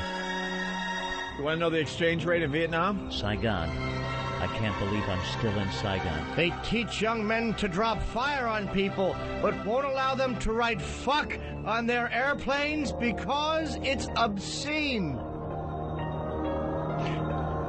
Creepy-ass movie. John in Virginia, you're on the show. What's the exchange rate? That's Hello? what we're going to find Hi, out from John. John in Virginia. Hey, John. I Jenny. just wanted to tell you guys that the Vietnamese currency is called a dong. Of course it is. Of course it is. I need 3 dong. No, why? Because it's worth shit. Dong. Hey, you got change of a clit? I want to get some gum. Filthy people. And that the exchange rate is $100. When I was over there, it changed $100 into 1.5 million dong. So you get a 1.5 million dongs for $100. Well, what does a dong buy you? A bunch of dongs. That's why I don't like traveling overseas. You just want a piece of fucking gum, and they go, that'll be 2.7 million dongs. Hey, dude, how much? We need a reference point. How much would a loaf of bread? It cost in dongs. In dongs. A loaf of bread, it would cost like 2,000 dongs. 2,000 dongs for a loaf of bread. Please do the math. No, 1.5 million, 1.3 million is $100. Yeah. Dude, how much is $1? How many dongs is a buck? That'd be, what is it, 1,500? 1,500 dongs to $1? Yeah. All right, so 2,000 dongs. It's cents. Okay, so it's probably 10 cents for a loaf of bread or 5 cents? Yeah. All right, thank you. All right. No problem. Call back again, please, if you travel anymore. That Awful bread made with fascinating call. Horrid fingers. Child slave labor. Hey. Chris in Florida. Hey, what's up, guys? Hey. Gary Glitter wouldn't be in so much trouble if you listened to Bitch Management with Patrice O'Neill on Saturday night. It's going to be a week from Saturday night, yes. Bitch Management. A week from Saturday? I believe so. I think it's a week from Saturday. Are they going to replay that at all? Because I work on Saturdays. And I No. definitely want to hear it. That was hilarious. Of course they will. If it's really good, of course we'll replay the hell out of it like everything else around here. Yep. All right, we good, do. boys. Punching out. All right, thank you. Speaking of which, are you done with that, in or no? Yeah, done. Who's Gary running Glitter. Patrice's show, by the way? Is he doing the board? Is he sitting where you sit, Opie? I might just come in and help him out. Do the board? I'm close. I might just stop in and just see how it goes. It's a week from Saturday, I think, at 8 o'clock. Week from tomorrow. The Opie and Patrice show. Well, I don't like it. Steve's could take off. Steve's got all these promos that he made for Patrice.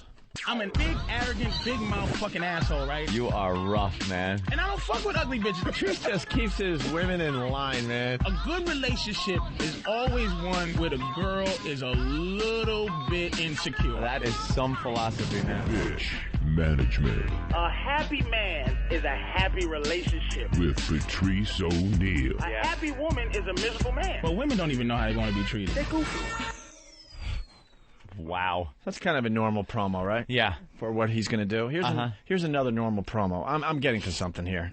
Women's power is in your fear of whatever they're going to do. Black Phillip. Fat-tongued mongoloid. Doctor. I told my girl she's the 4th most important thing in my life. So sensitive. It was me, my career, my mother, and then her. Smooth as silk. She only thinks she knows shit because I tell her shit. Keeping your pen pad strong. Don't attach yourself to nothing you can't walk out in 30 seconds or less. He has really got some logic to him, doesn't he? Well, the show's going to be on a week from tomorrow at 8 o'clock East Coast time, okay? It's a take on relationships that I've just never, ever heard in my life. Especially when you put your mother after your career. Hey, stupid, how about you, your mother, then career, and then girl? You don't put your mom third. Career is very important. He's very close with his mother. Yes. Guys, so, Who was that? Who do you think? No, it was a stupid shim. Who do you think? That was no shim. It's making a squeaking noise from Jimmy's ass. No. What, baby? Here we go. All right. So, good old Bill the Intern also has a Dr. Patrice O'Neill promo. All right. For this show that Patrice O'Neill is doing a week from tomorrow night at 8 p.m. Bill East getting Coast involved. time. That's right, wearing Randall P. McMurphy's hat. Welcome. Yeah, I made a promo because I wanted to help Patrice's show. So, how's the hunt going for Jaws, by the way? Oh, the This hat. was no boating accident. Let's drink to your booger. Yeah, so I hope you enjoy I want to this be a promo. dentist. That's the line. That's the line. That's it. What's that from? Rudolph, the red-nosed reindeer. Rankin Bass. Wow. All right. Anyway, Bill came up with this promo. Mm-hmm. The boys brought it to our attention. It's a little, what's the word we want to use on this one? Creepy? I think it's over the top? Yeah. Sweet. All right, they're going with the over the top. Oh, no. Here we go. Was Steve involved in this in any way? Yeah, of course he was. All right, did you write this, Bill? Yeah, yes. Okay. Bill the Intern, becoming a star in our program. Yeah. Check out him eating Rich Voss's booger on opieandanthony.com. Didn't really eat it, but you didn't expect it to stick to your tongue like it did you? Oh, no, not at all. Like that kid in Christmas Story. All right, here we go. Here we go. Patrice O'Neill refused to read the following promo. Due to strong demand, Patrice O'Neill finally has his own satellite radio program. Dr. O'Neill will be giving sound relationship advice to those who seek it. Dr. O'Neill is not an overweight, misogynistic black comedian seeking his own radio show. Dr. O'Neill is a board-certified relationship specialist who enjoys performing public service. Hi, I am Patrice O'Neill. How are you today? I am good. I like to help a lot of people, and I want to help you. Listen to my radio show. It will be fun for you to listen to it. What's up? I am here to give you unbiased, raw relationship advice. Or maybe if you have a problem disciplining your kids, or they ran away from home, I can talk about that also. I can talk about that too. Patrice O'Neill's radio show will premiere Saturday, March 11th from 8 p.m. to 11 p.m. on XM Channel 202. It's a good voice. What's yeah. Patrice going to do after his radio show? Serve lemonade on a train in 1900? And why does it say 8 to 11 p.m.? It's only going to be a 2-hour show. Yeah. Yeah, it's only a 2-hour show. Whoops. And make sure Don realizes that. I don't know who's not on the page here, but it's a 2-hour show. No, that's not Don's fault. All right, it's 8 to 10 p.m. next Well, whose fault is it? Mine. I'd like someone fired. Steve? Wow. Someone actually said it's my fault. But he didn't say it into the mic. First time ever. It's very refreshing, Ever isn't it? on this show that someone has said that. Well, Danny had said no pass the buck. I'll explain to you what that was. Steve knows there's no consequences for that little mishap. Yeah. So then he owns up to it because this way he's owned up to something. Something. So the next, I guess, year and 6 months he'll go, no. No. Oh, really, Steve? No. No. Grr.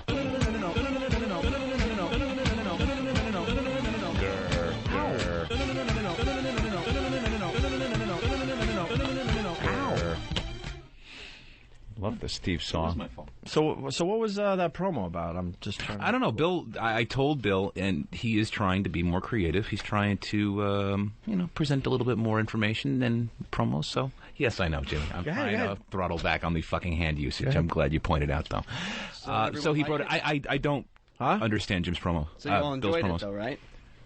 Steve figures if he puts 50 pounds of steel on his hands, they won't move as much, but Jesus, those rings. They're napkin rings. Who actually did the black voice? Was that you? No, that was Bill. Yeah, I'll take responsibility for that. Yeah. I liked it. But no, you didn't. I did, actually. But here's the thing. See, I wrote that for Patrice to read. And Steve said Patrice would never read anything anyone writes for him. So Steve says... Hey, someone's getting a phone call. Oh, Yeah. it's Steve. Who's that, the gay Oh, men's there it health is. crisis? Nice ring, stupid. Well, there you go. And so Steve says, why don't you voice it yourself? And basically that's what I did. But the thing is, I do the worst Patrice impression, so I just wanted to use the absolute... I wrote that as if a white person was reading it. There was not any racism involved in me writing this at all. Oh, really? But the way it came out in the end, with the music and with the words, it did sound, I guess, racist to some people. Take it easy, Grease Bill. Waddle-doodle. No, it's just... I just wanted to write a bunch of words that he would never say, and then make a promo to it. How about, can I do something for you? How about, how are you? How Yeah. about, I'm wrong? Or how about, let me shut up, you can talk? You know, you're a genius. Thank you. Portrayed yourself, whether it really is like that or you're a cunning actor, so much the lunatic that you can pretty much get away with anything now. You're like the crazy person that just walks around and goes, well, he's crazy. He could do anything. But now people... And get away with it. And we now go just keep up the good work. Yeah. We're too scared to even call him out on it. If we found like an infant in the garbage can, someone would go, that's just Bill. And it's like, no, it's Bill. We know he's crazy, so... Be careful, Linda Stacy might be listening. Oh, I don't think that's funny unless it's someone being raped by a priest. That's angry fat lady. There was no typing. No typing involved. I don't Your hands steal. Didn't even move. Lloyd? Yeah, what's up, brother? Words of wisdom, Lloyd. Words of wisdom. Hair of the dog that bit me, Lloyd. Uh-oh. What's up, Lloyd? How are you guys doing? We're good, Lloyd. Better now that you called. Oh, really? I appreciate that. I'm using you to change the subject. That's right, Lloyd. Because this little thing we're doing is going nowhere. That's right, Lloyd. So help us out. We weren't... I like to know who's buying my drinks for me, Lloyd. Not a matter that concerns you at this time. Thanks, Bill. Thanks, Steve. Lloyd? You're welcome. Lloyd, what's up? My father turned into a chick in his mid-40s. Turned into a chick. Yeah. We started the show with that. Wow. Today. We're going way back. Yeah, I know. We're in the Wayback Machine. So he was your dad. Yeah. And then he had a real sex change, the whole deal? Yeah. Well, see, when he was living with us, he started, like, he got caught, dressing up and all that. So my mom kicked him out, which I was kind of glad. I was in high school. Did you have a close relationship with him at that time, or? No, not really. I'm the oldest, and he was always, like, really, really hard on me. Of course he was. Hard on. Yeah. Speaking of hard. Samantha. What was he mad at you? Like if you wear the wrong clothes? Poor choice. It doesn't match. No, I know, right? No. Usually it was just my mouth that got me into trouble. Cause, his too. Well, Yeah, stop scraping. Slap. Making noise out of my mouth, not, sucking anything. Talking. But, Like what kind of noise? Things you tell counselors and people at school? no, just, Being a smart-ass kid. Yeah, exactly, a smart-ass kid. And sometimes I get in trouble for it, sometimes not. Did you get, enough about you, did you get any inkling that there was something going on with Dad? No, not at all. Not at all. So up until he came out and told you that he wanted to be a woman, you thought he was just another dad just like everybody else. Well, I didn't find out until he moved out. So up until that time, I did think he was a dad just like anyone else. And how old were you at this time? I was 17 when he actually moved out. 17, he moves out. And he moved out, and your That's parents a little got traumatic. divorced. Yeah. Jesus, I got divorced. Got divorced. I didn't find out though until I was 19. I was glad when he moved out, but I was a little shaken when I found out. Did you ever why he ask moved out. your mother or anything why her and Daddy weren't together anymore? No, because like they had a fight. They had a relation. Well, they had such a awful relationship anyway. It wasn't like a shock to us.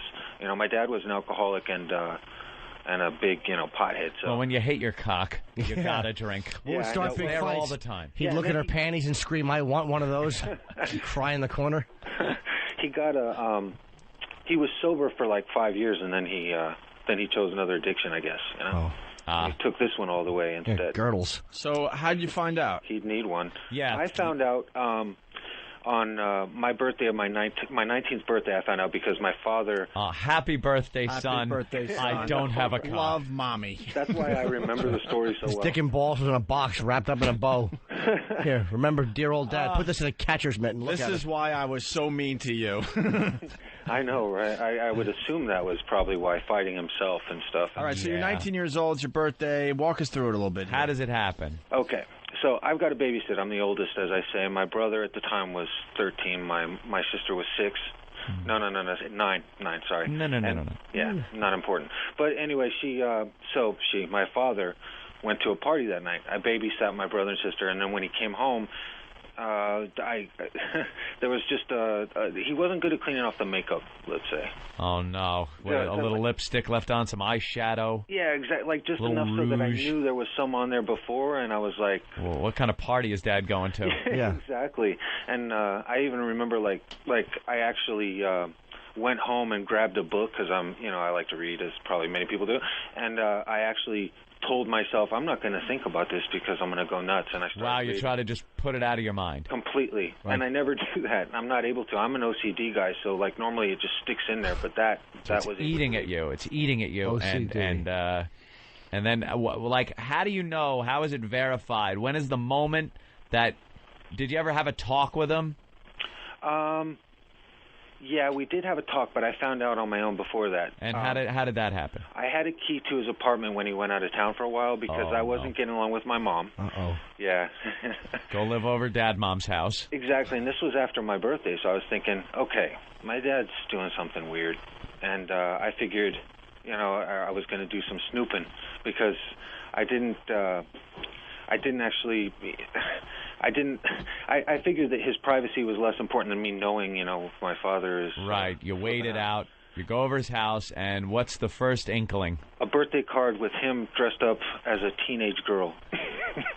With like a jean skirt and just way too young and awful. My father. Oh. Holy shit. Oh, no. Now... That's terrific. Now, did it hit you at that point that perhaps, like, were you trying to rationalize, like, perhaps that was a Halloween costume, because guys do that for Halloween? Was there anything going through your head that was like, maybe it's not this?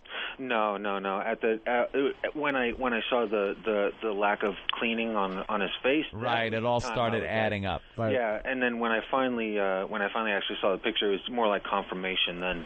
Yeah, you kind of knew, but that was pretty much it. Did you do any more snooping? No, I didn't really want to see anything else. Yeah, you look in his closets and find dresses and stuff. Yeah, he was always like a big runner, and he got He's big running time. away. Yeah, That's what right. it was. Well, My cock follows me everywhere, damn it. It's funny. He says he has dreams now that it grows back, and it's like nightmares to him. Notice I still say him. I can't rationalize. Now, was he just being a transvestite at this point? Yes, at All right. that time he was. And then how many years had to pass, and did you have any talks in the interim before he had this sex change operation? No, at the time I kind of stepped out. I had a girlfriend at the time, actually the last major girlfriend I ever had, which I think probably might be connected. But so I kind of just pulled back into Do you myself think I and care? friends. Well, I want to address the listeners. Do you think I care if this ends in a Baba Booey? I don't care. It's a great story. I don't care if it's true or fake or anything. Hell no, man. I don't like that ass. No, you guys. I could care less. Yeah. It's a fascinating story that I'm going to jerk off to later. Absolutely. Even if you yell, "Mama Monkey," I'm still scrapping later to the first part of the story. It's still a wonderful story. Dad in a jean skirt. Fiction, I don't care. I hope you're listening, Pop, because I got a jean skirt being sent right down to you. Because I'm sure even if this isn't true, it's true somewhere. That's right. Poor 17-year-old kid. And if it's not true, I wish it were. Well, I'm 32 now, so it's like in the past. But there's always like, every once in a while there's always some issue because I talk to him now, but we didn't talk for 5 years during that time. Have you seen him recently? Yeah, actually. What does he look like? Oh, size of an ass. Well, very tall, so it's kind of hard to. I don't know. It looks like my father. I can't like. Does he have long hair? Does he grow his nails out? What's the deal? He does. He grows out his hair, and Oh, no. It's all like halfway down his back. Did he do any hormone treatment for the boobs? Yes. So we he's lived in San Diego at the time, so he would just drive into TJ and he bought estrogen over the counter down there. So Dad's got tits. That was actually another thing. I saw the estrogen in the medicine cabinet, and I said, "Oh, well, now." So he's not just dressing up. That's what that was. That. Oh. And basically, when I was 19, I found out. So when I was about 20, he actually moved away to Texas because he transferred for his job, and apparently you have to live for a year as a female before you can actually have the surgery. Yeah.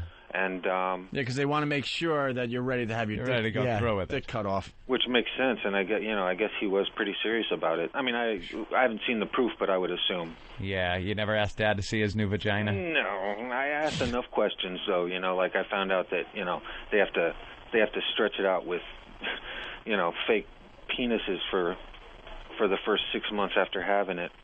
Really? Yeah. Wait. Your dad had to put fake penises in his artificially constructed vagina to keep it stretched so it would be ready to accept a real penis. Exactly. Because that was basically his... Hold on, this is hard for most people to comprehend.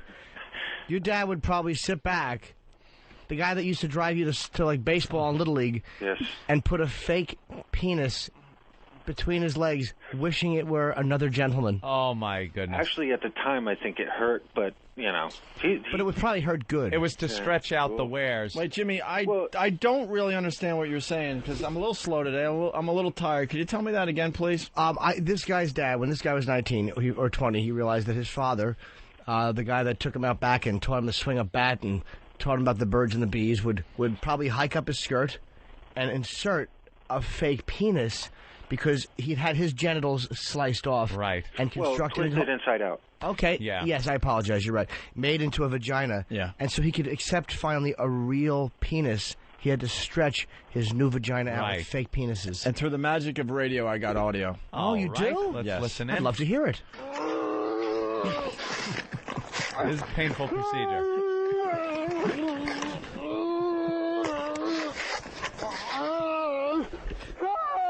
This was in the beginning when he was just using pens. This was actually Lloyd after he saw that picture. I wanted to jump off that base jumper. I doubt it. Well, it didn't end there because he had to go to bigger male genitalia dildos because you got to do this slowly. And here's the biggest one that he put in, and that must have really hurt him.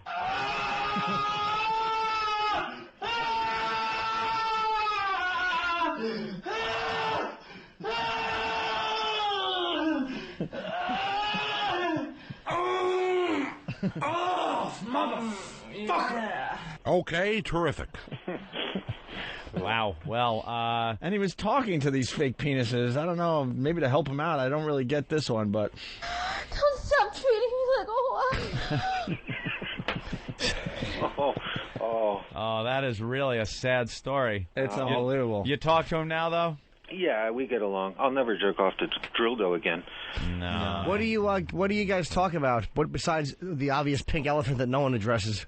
Well, honestly, I've asked him all the questions about that I could stomach, which is why I know, the stretching out and all that. That doctor that they put on South Park that in Colorado that invented the surgery, he went to that guy, and I found out, all the little fun details that I'm so used to. Yeah, I guess they kind of gut your penis, turn it inside out, cut your sack, take the balls out, and use the sack as like labia, and they kind of use every part of your penis as to build this vagina.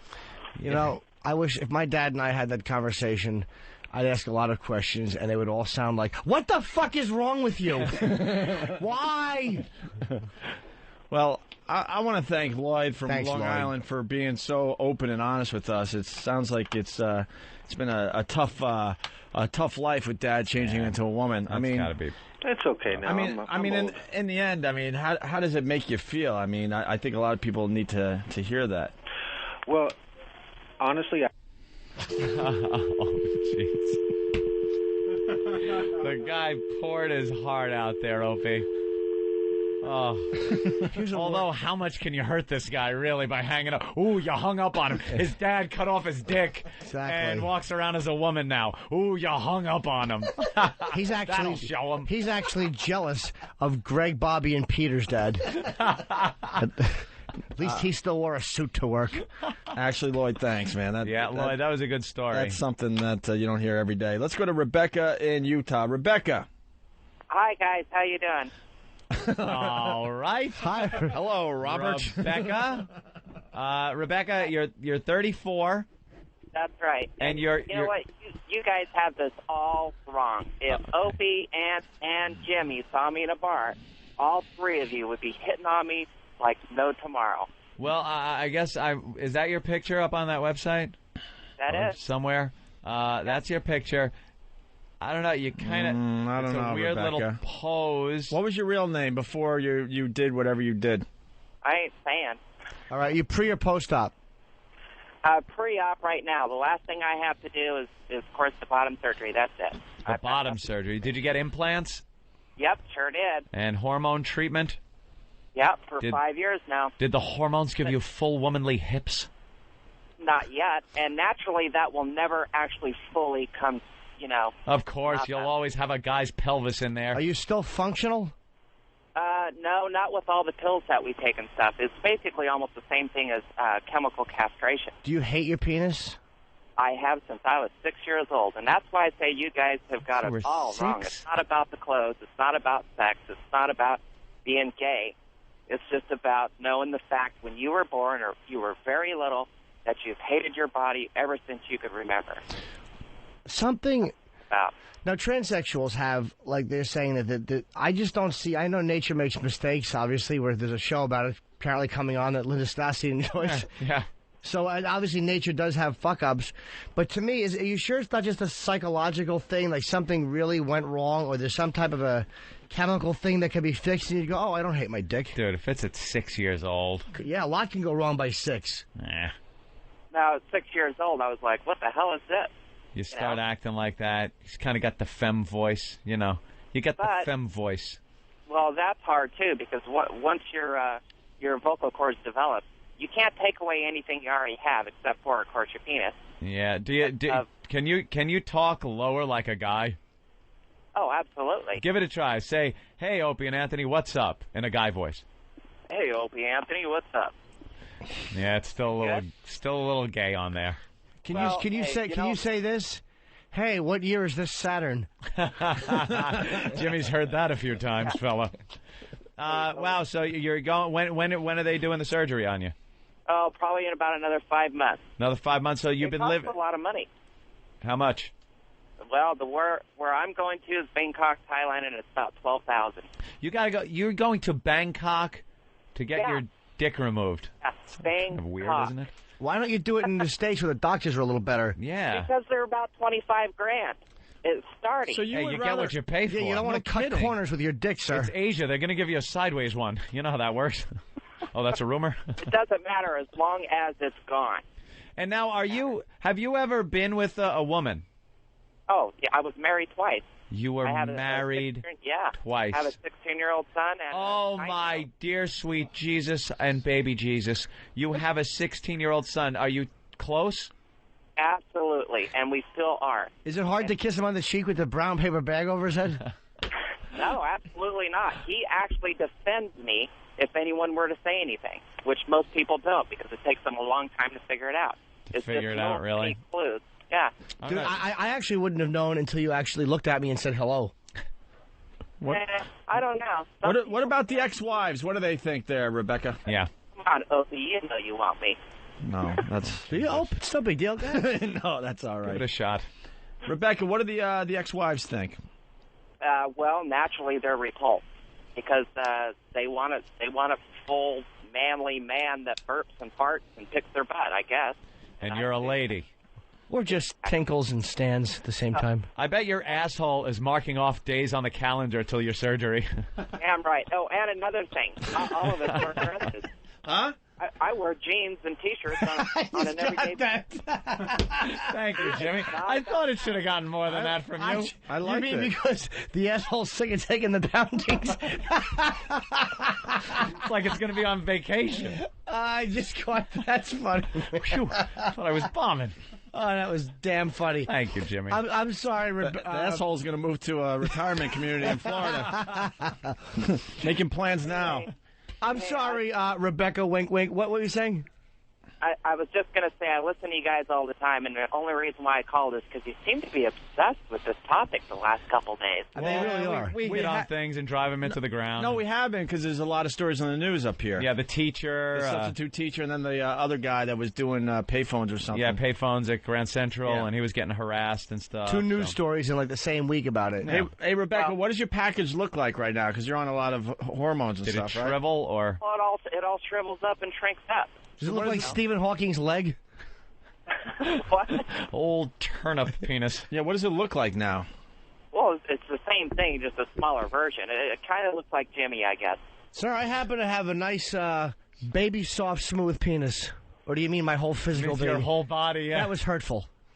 Hey, it was a joke, and you guys didn't catch it. It was just mean-spirited. We don't like that type of humor here. Yeah. Courtney.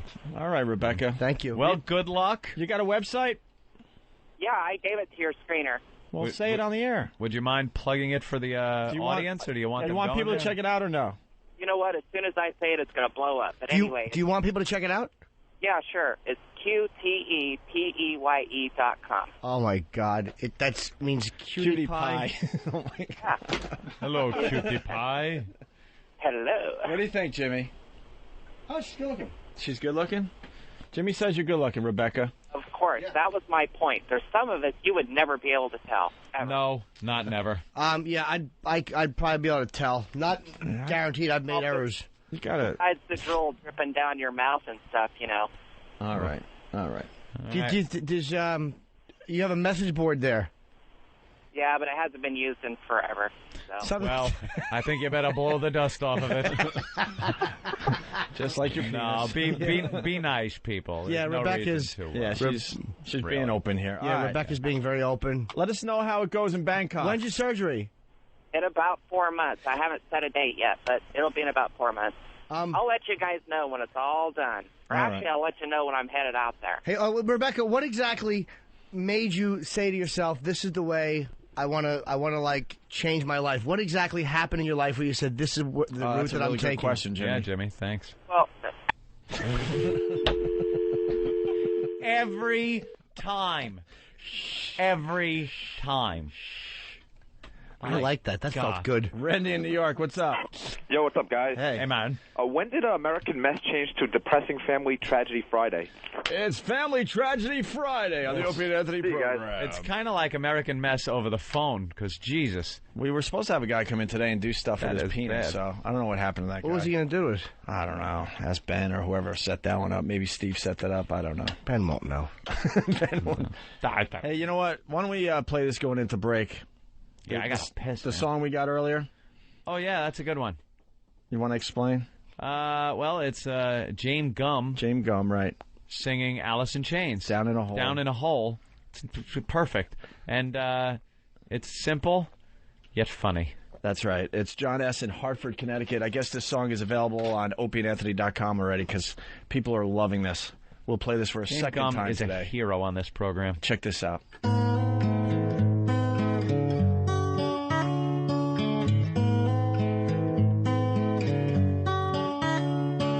Can you help me put this in my van? Would you? With my broken arm, I don't think I can. I have been guilty of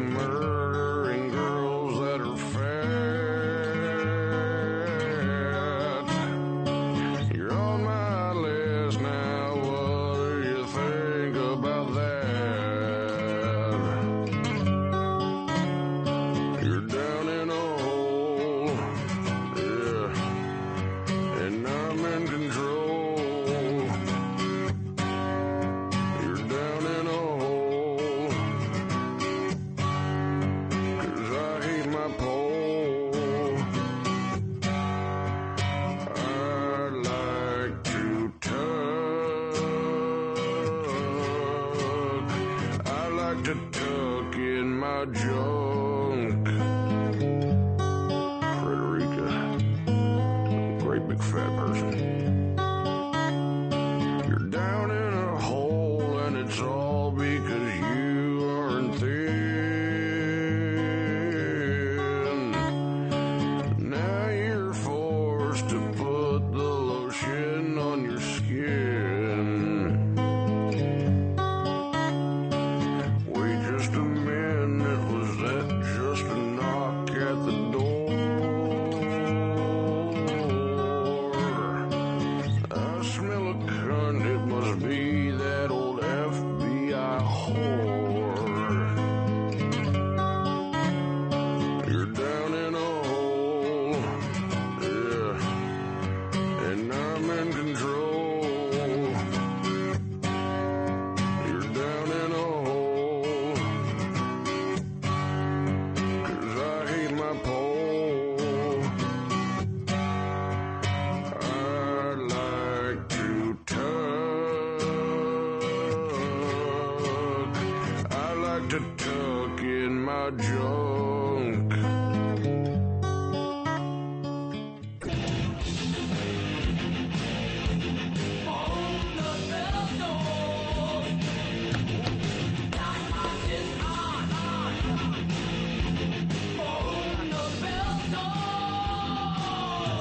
We're going to be talking to Michael Harrison in a few minutes here from Talkers Magazine. Get to the bottom of this. We've been talking about this all week. He came out with his top 100 talk show hosts in America, and we didn't make the list. No, we did not. Which is kind of silly. And it says on one of the pages that even this year, Howard Stern and Bob Edwards are heard exclusively on satellite radio. So they did include satellite. They were like the big ones on satellite. Bob Edwards, you know, I have nothing against the guy personally, aside from his thirst for human blood at night to keep his immortality going. But he does an hour show. We start off our show going an hour, hour and a half without even stopping. I understand he interviews and then we start people, our but own so radio do we. show. I mean, what? All right, we'll see what he has to say. Let's go to Anthony on Long Island. Anthony. Hey guys, how you doing? Good, Anthony. Hey, listen, I was just wondering, I know Professor Anthony over there has his theories about people who partake in substance. I was just wondering if you caught American Idol last night, because Paula Abdul was a train wreck. Look, there's something going on with her. I don't know what it is, but in my opinion, from seeing people that have used narcotics, she looks to me like a woman who is doing some type of narcotics. She cannot string a sentence together. She slurs constantly. She can't finish an idea. She's trying. Every response to somebody singing now is, "Your soul is beautiful. When you come on this, it's just wonderful." I bet you they love it though, because she's finally interesting. She was never interesting. Well, that's true. What was interesting about her? She's just going to sack out. At one point, she was like bored with something that was being said. So as a goof, she leaned her head on Simon's arm to like make it look like she was sleeping. I swear she passed out for a second. It looked like she really legitimately passed out. I think she's just bored. No, dude. Those guys have nothing to do with the show now. They just sit there. At least Randy has got some energy, albeit ridiculous and stupid. Yeah. Simon is paying attention because he's right on the money with these people. Gets it right every single time. Gets it right. He called who was going to be knocked out last night. And then you have Ryan Seacrest acting like a tough guy every night. Hey, tough guy. Well, like he's got to be the one that challenges Simon. Ooh. I don't need to talk to you. God, he's challenging Simon. It makes for riveting TV. What is Randy? What's his name? Randy Jackson. Randy Jackson. No, Seacrest. Ryan. What does Ryan say? I goofs on the fact that hopefully Simon will be in a good mood tonight. Simon's a little things old. like that. Wow, that's a tight-fitting tight sweater he's got on. That's why they do his shot from 20 yards away. Things like that. You know what's great about Simon? And Simon's like, all right, you want to play? He made some kind of like hint at a gay joke. Right. You should have saw Ryan's freaking eyes going right through him like, I thought you wouldn't go there. Well, hey, man, you're going to be tough. Let's go. Well, a hint was him holding up a picture of Ryan sucking a man's cock. So if you want to call that a hint, Opie. Because Paul Abdul was talking to made some sort of comment with these two guys up there for their lives about one had girls, one had spaghetti, one had pizza. Yeah, she just was babbling about what they ate, and these women, these girls up there are ready to just explode. More importantly, Anthony, the crooner is now off the program. Thank God. I called both the girls. I knew which girls were going last night. Very obvious. They chose. Although I thought the black transvestite should have went. No. That blonde, she blew it. She did the Mariah Carey. Mariah Carey, it was awful. She couldn't hit the notes. Horrible. The other one, the other black girl, was just so obnoxious and unlikable as a person. She was constantly posing for the camera and saying, this is the face America loves and stuff. And America doesn't want to be told that. I don't know what happened to her because she was a little bit obnoxious in the auditions, and then she went to Hollywood and decided to completely play that angle. She got all sucked up into the whole thing. She's on the red carpet. They're taking a picture. She thought she was a star already, and she's acting like one. Boom, they threw her out. See you later. Get out. In 2 weeks, people won't even remember that you were even on the show. Bye-bye. So long. And then the guys, now I was a little surprised. I thought the Peter Brady-looking kid and the crooner were going to be gone. Yeah. Peter Brady-looking kid didn't even get in the bottom three. It was the shaved head guy. Sway. The guy that did. Yeah. Well, Sway, awful, but I think Brady Bunch kid, Peter Brady, should have gotten thrown off before he did. But they didn't. And then the little kid. I don't know what his name is, but the little Irish Kevin or something like that? kid. I think it's Kevin. Yeah. From Levittown, right? Yeah, he's from Levittown. He was in the bottom three. And the last guy was the crooner. He was in the bottom three. And they drag him out on stage, and they kick one of them off, and then they take a break, come back, kick the other one off. Little suspense. I thought that was great when they pulled out, what's his name, Kevin, with the Chicken Little. Oh, my God, they put a picture of Chicken Little. We've been calling him Chicken Little since the audition. Looks just like Chicken Little. Yeah. That was pretty funny. But I think I was a little surprised because I think he's kind of likable, and like little girls who are a big demo on the show would like him and vote for him and stuff. So he's still in. But the crooner had to go. He was so unlikable, so bad. It was just bad to listen to, hey, hey, I want to see you. Who cares? He's crooning some old fossilized Frank Sinatra tune. Crazy little thing called love. That was his attempt at the pop song. He looked like he was going to cry last night. This thing called love, I just can't handle it. When do these guys start crying when they get kicked off? That guy was almost at tears. He was really really shaken up. He was very abrupt with his answers to when they performed the night before, because I watched all 3 episodes for the week in about an hour last night. Loved the DVR. Great. And when he performed, they started lambasting him pretty badly, and he was just like, "Okay, yes, next." Like, okay, Paul is done bashing me. Let's get to Simon. And then when they give out the phone numbers, they have to put the big smile on their face, and you could tell he was just like, "It's my smile." Yeah. And then the phone number stopped. Boom, straight face again, off the stage. Yeah, goodbye. So he's done. America hates you. And finally, we got to talk about Mandiesel and what she was wearing last night. They told her to dress like more youthful, I guess.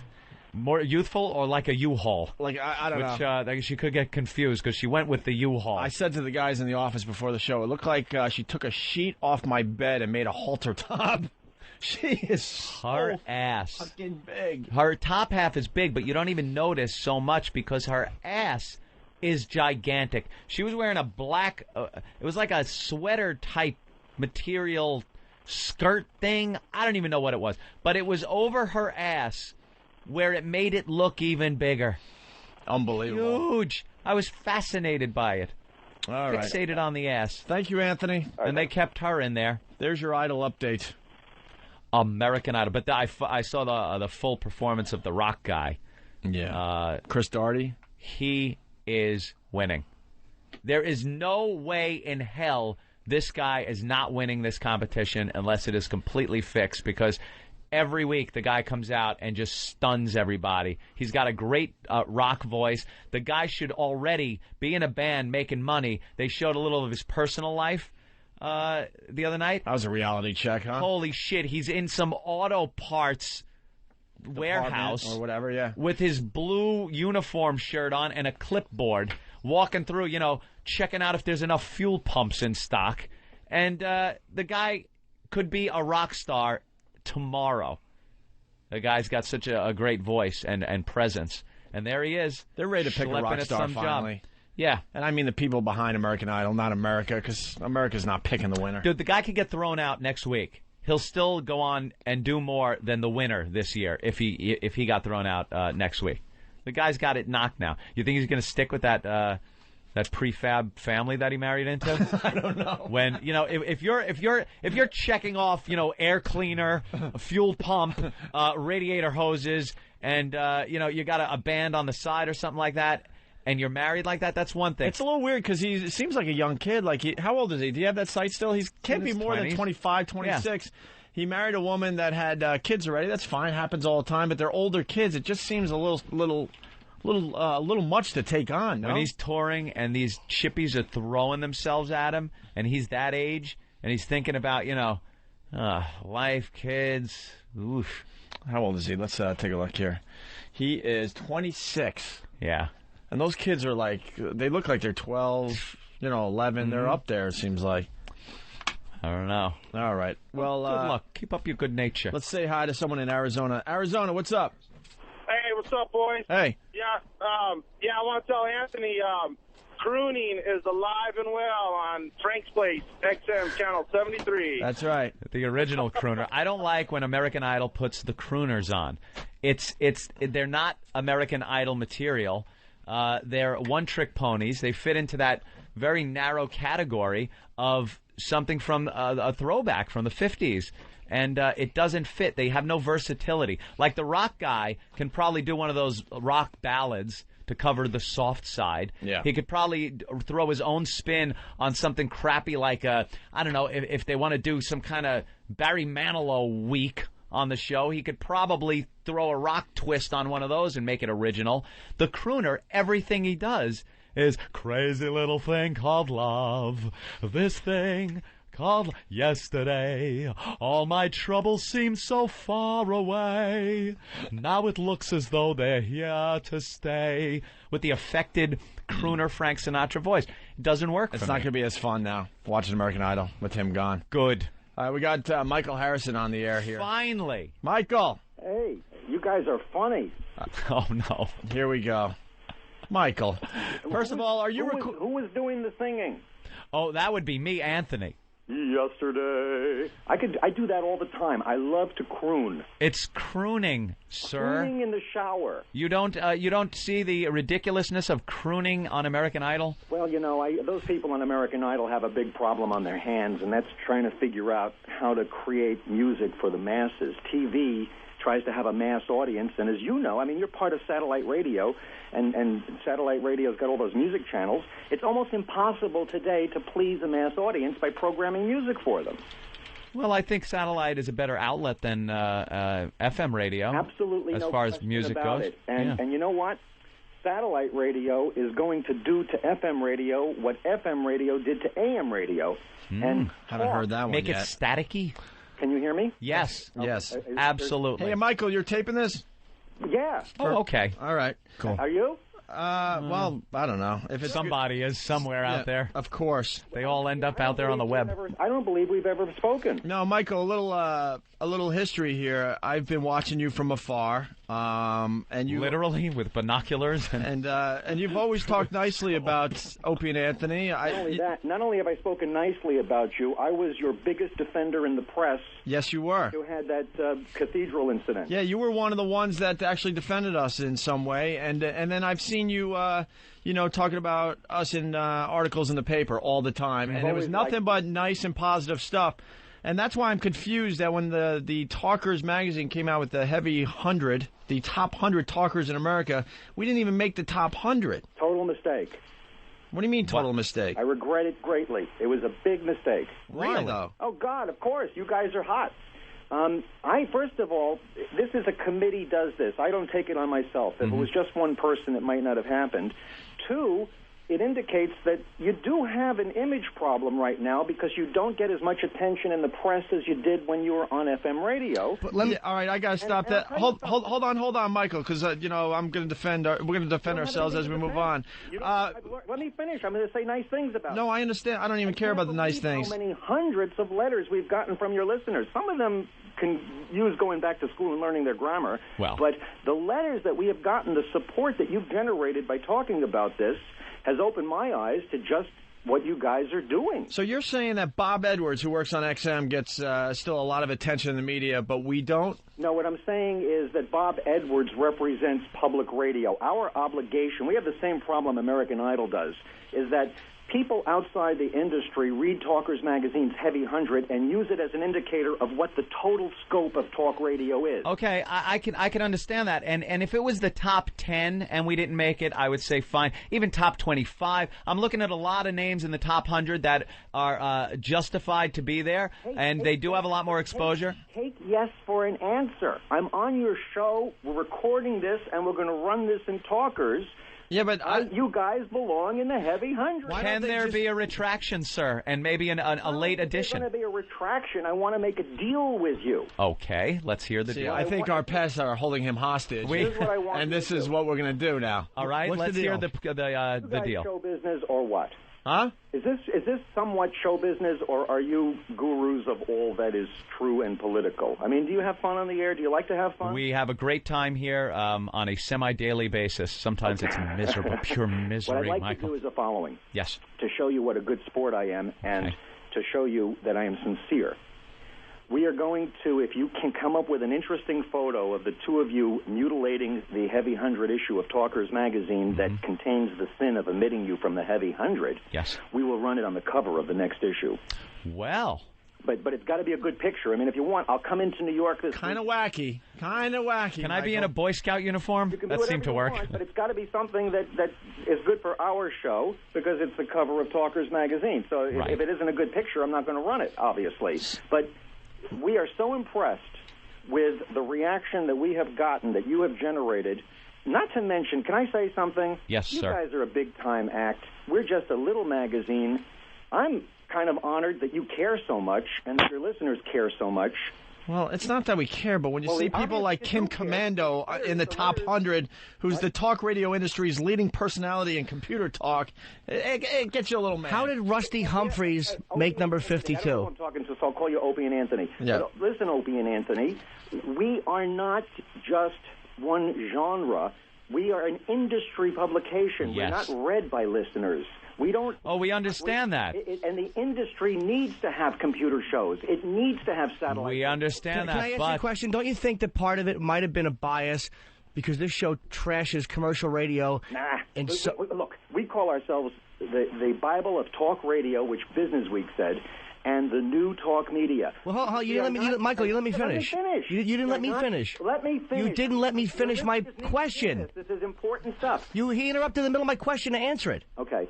What I was saying is, don't you think that it was a backlash because of the attacks on commercial radio done by that show? Because you can't tell me that John and Ken or Bob and Sherry or Rusty Humphreys generates more press than this show does, or is more well-known than this show is. The Satellite Sisters? I'm telling you, I regret it.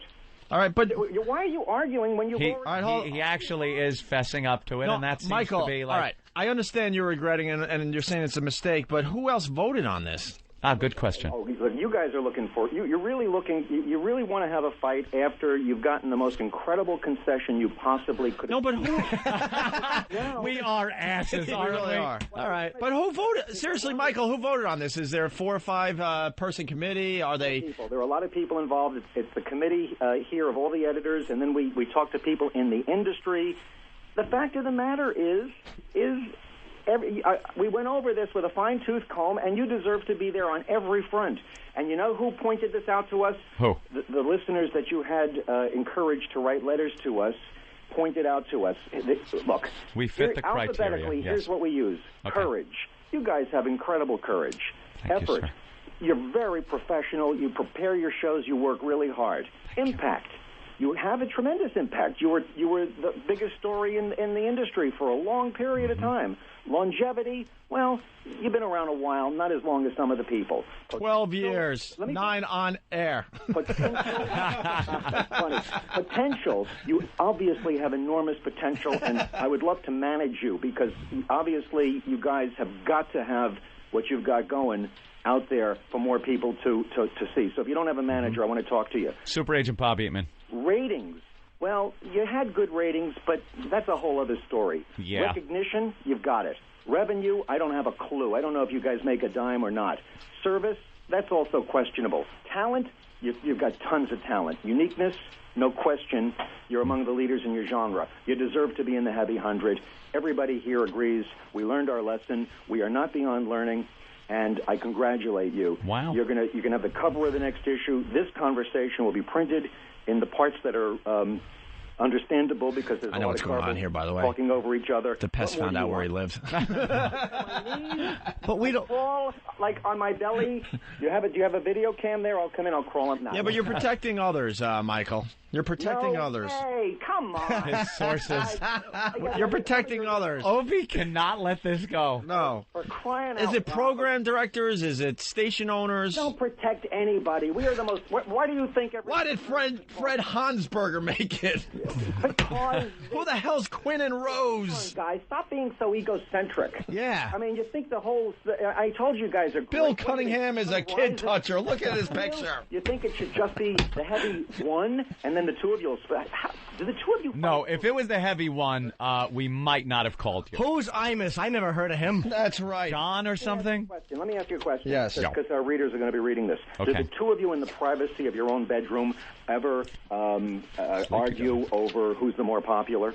No. Opie or Anthony? That's never come up. No. We argue on the air with the listeners. People like me more, people like Opie more. Everyone loves Jimmy. Yeah. It's just one of those things. Sometimes the listeners try to divide and conquer. Yeah, people have their favorites. Yeah, no, it's okay. Dr. Joy Brown, she's a transvestite. Oh, she is not, Opie. Look at the picture. My God. You guys are funny. This is the upsetting part about this phone call. Yeah. Is now I like this guy, and I didn't want to. I hate it. I like the guy now. He came on, was completely honest and open. I gotta tell you. And left us out, hanging out to dry here with all this anger. No, you didn't. You guys are very talented, and all I care about is the truth. Michael, I'm a big supporter because Jim Norton was going to rip your head off, and I'm like, hold on, we got to hear what this guy has to say because I do remember you on TV supporting us, standing up for what we did in some bizarre way, and I see you quoted in the Post a lot in the John Minnelli articles. Yeah, no, I'm on your side because you deserve it, and the truth should always win out. When you pursue the truth, it doesn't matter if you're right or wrong. And you know something else? I'm going to take a chance here. I'm going to use the forum to say one of the problems with talk radio today and the political arguments in America is more people are more concerned about winning debates than they are in seeking the truth. Not being truthful, yep. You guys are great. You deserve it. We're sorry. Michael, can I ask you? Mistake on our part. And we want all the names, though, Michael. We want the names. The people that I bet you a few of those names are people that fired us. It's all well and fine that Michael is saying we should be in the top 100. I appreciate that. It's wonderful. But I got a question, Michael. Yeah. What number should we have been? Yeah. What number should? Where would we have been put in about? Honestly, right now, it's very hard to say. I do. Well, look at the list. Let's go. Can I use the guy whose name starts with H? Can I say it on the air? Howard. Yeah. Howard Stern. Okay. Howard Stern. Look at the problems that I have to deal with having Howard Stern at number one and Rush Limbaugh at number two. You think Rush Limbaugh likes that? You think Rush Limbaugh likes being number two to anybody? I'm going to say no. Okay. Now, see the difference between Rush Limbaugh and Sean Hannity, who's always number two to Limbaugh, who's always number one in audience surveys, is Hannity likes being number two to Limbaugh because he's always the guy on the way up. Right. Uneasy lies the head unless you're Rush Limbaugh. We've had Sean Hannity on the air many times. We like him a lot, by the way. I have absolutely no horse in the race between you and Stern. I love both of your acts. I think they're very healthy for the business. And most of the letters that came said, "Oh, you have your head up Stern's butt," and all that, as if somehow sounds like our guys. Believe me, I have never made a dime on Stern. Stern doesn't give me the time of day, and I have defended him for years. as I have defended you. So this is not about anybody that You skirted the question very well, Michael. But where were we? 1 through 10 somewhere? 10 through 20? I think clearly you belong in the top 6 or 7. Wow. And this is a grave overlook of our names, then, if we belong in the top 6 or 7. No question. You belong there because you're pioneers in the hot talk, popular talk, or shock jock genre. I'm using industry terms. Yes. You were on XM before Stern, and you guys were huge in the news. You were also, I will say, victims of Viacom. Mm-hmm. What they did was they encouraged you to be outrageous. They allowed you to do what you did at St. Patrick's Cathedral, and they left you hanging out to dry. I said that in the press. Yes. You deserve a lot more than being in the top 250. And we're human. There are all kinds of idiosyncratic reasons why a mistake like that happens. Yeah. You can be sure it happens at People magazine when they do the sexiest man alive. You can be sure it happened at Rolling Stone when they did the 100 greatest rock songs of all time. You can be sure it happens at the American Film Institute when they do the 100 greatest movies. You guys are a strange act. It just happened, and I would say that you belong in the top 6 or 7. And I also believe... Make us number 4, or there's going to be problems. I'm not serious satellite radio. I'm just being serious. I hear you. Well, Michael, I'm humbled. Thank you. That's amazing. I don't know, because if it's such an oversight, I mean, they did list us in the top 250.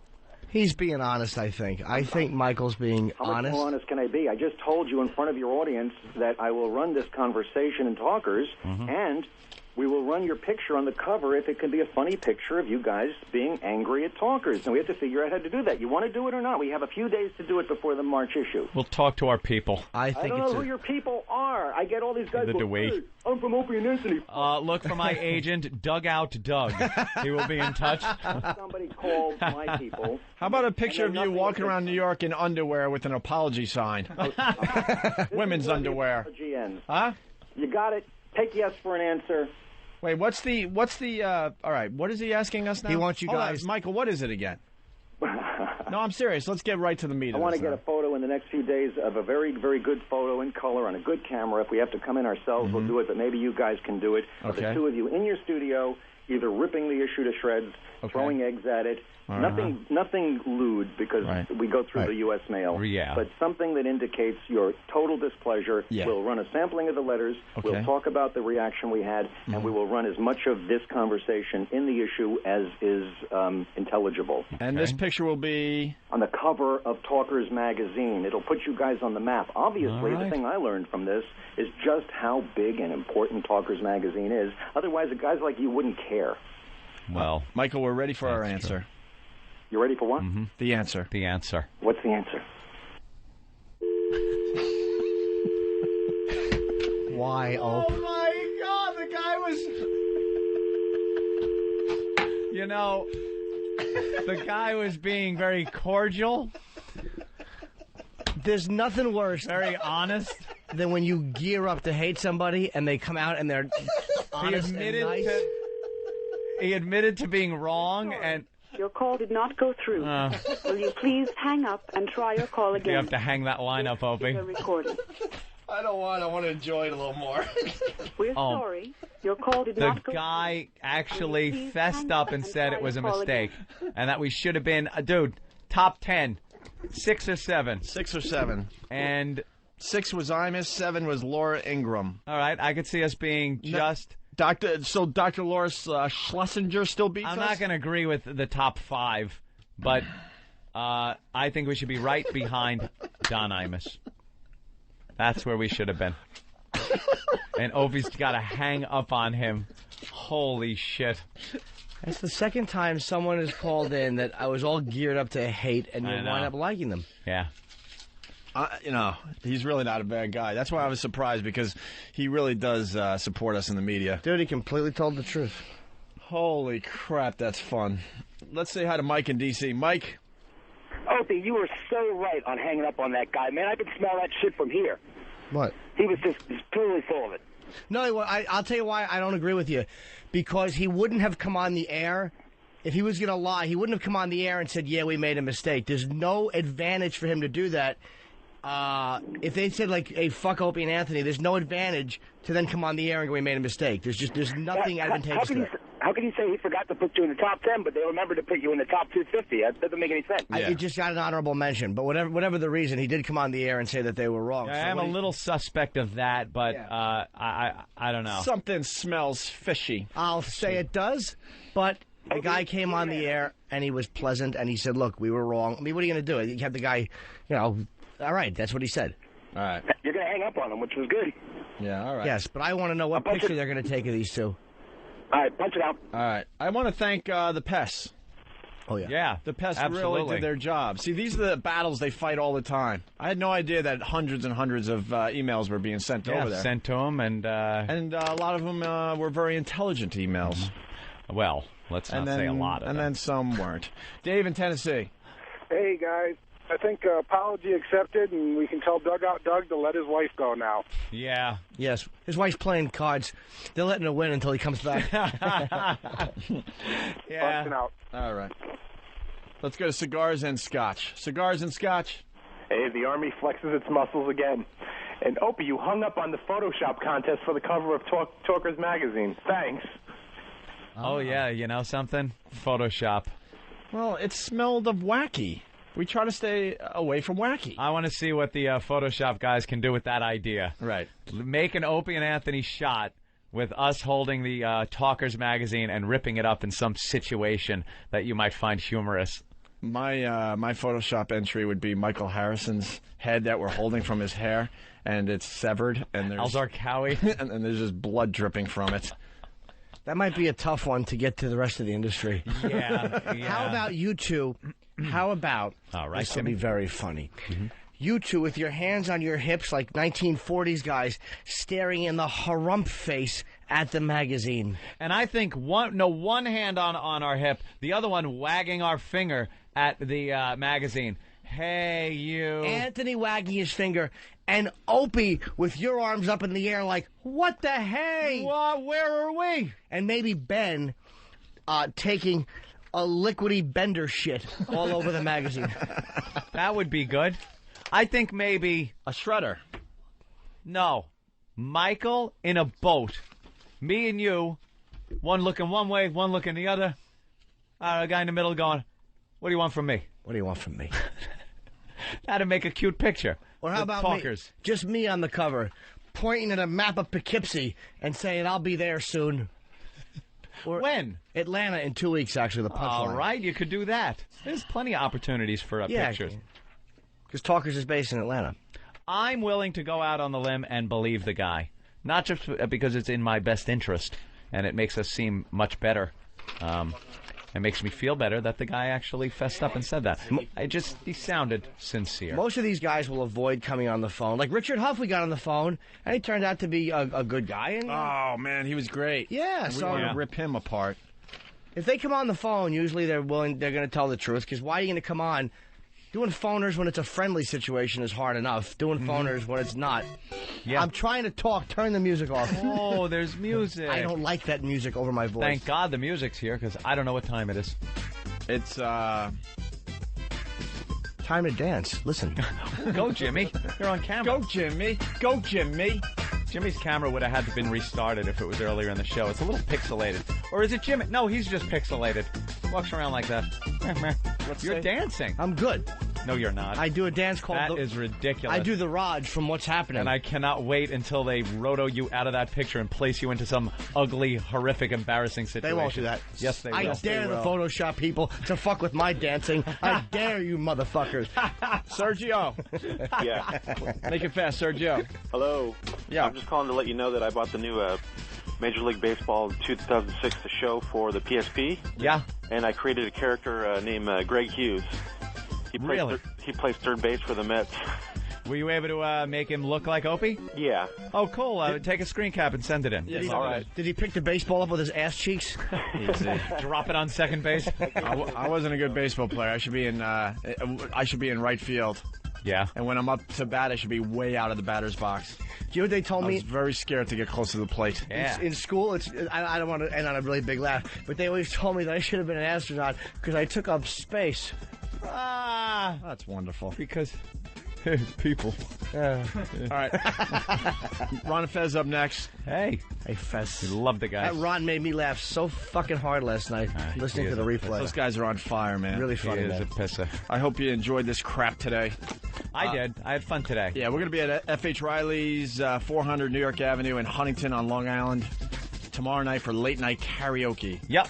Most of us will be there, so we'll see you there. If Join not, us. I think we're doing the Pal Talk with that too, or we're going to try. Yeah, so the let's rest of the do country can check that out. So everyone around the globe. All right, man. Thank We forgot you. to say TGIF. Tomorrow. For Monday. Everybody go home.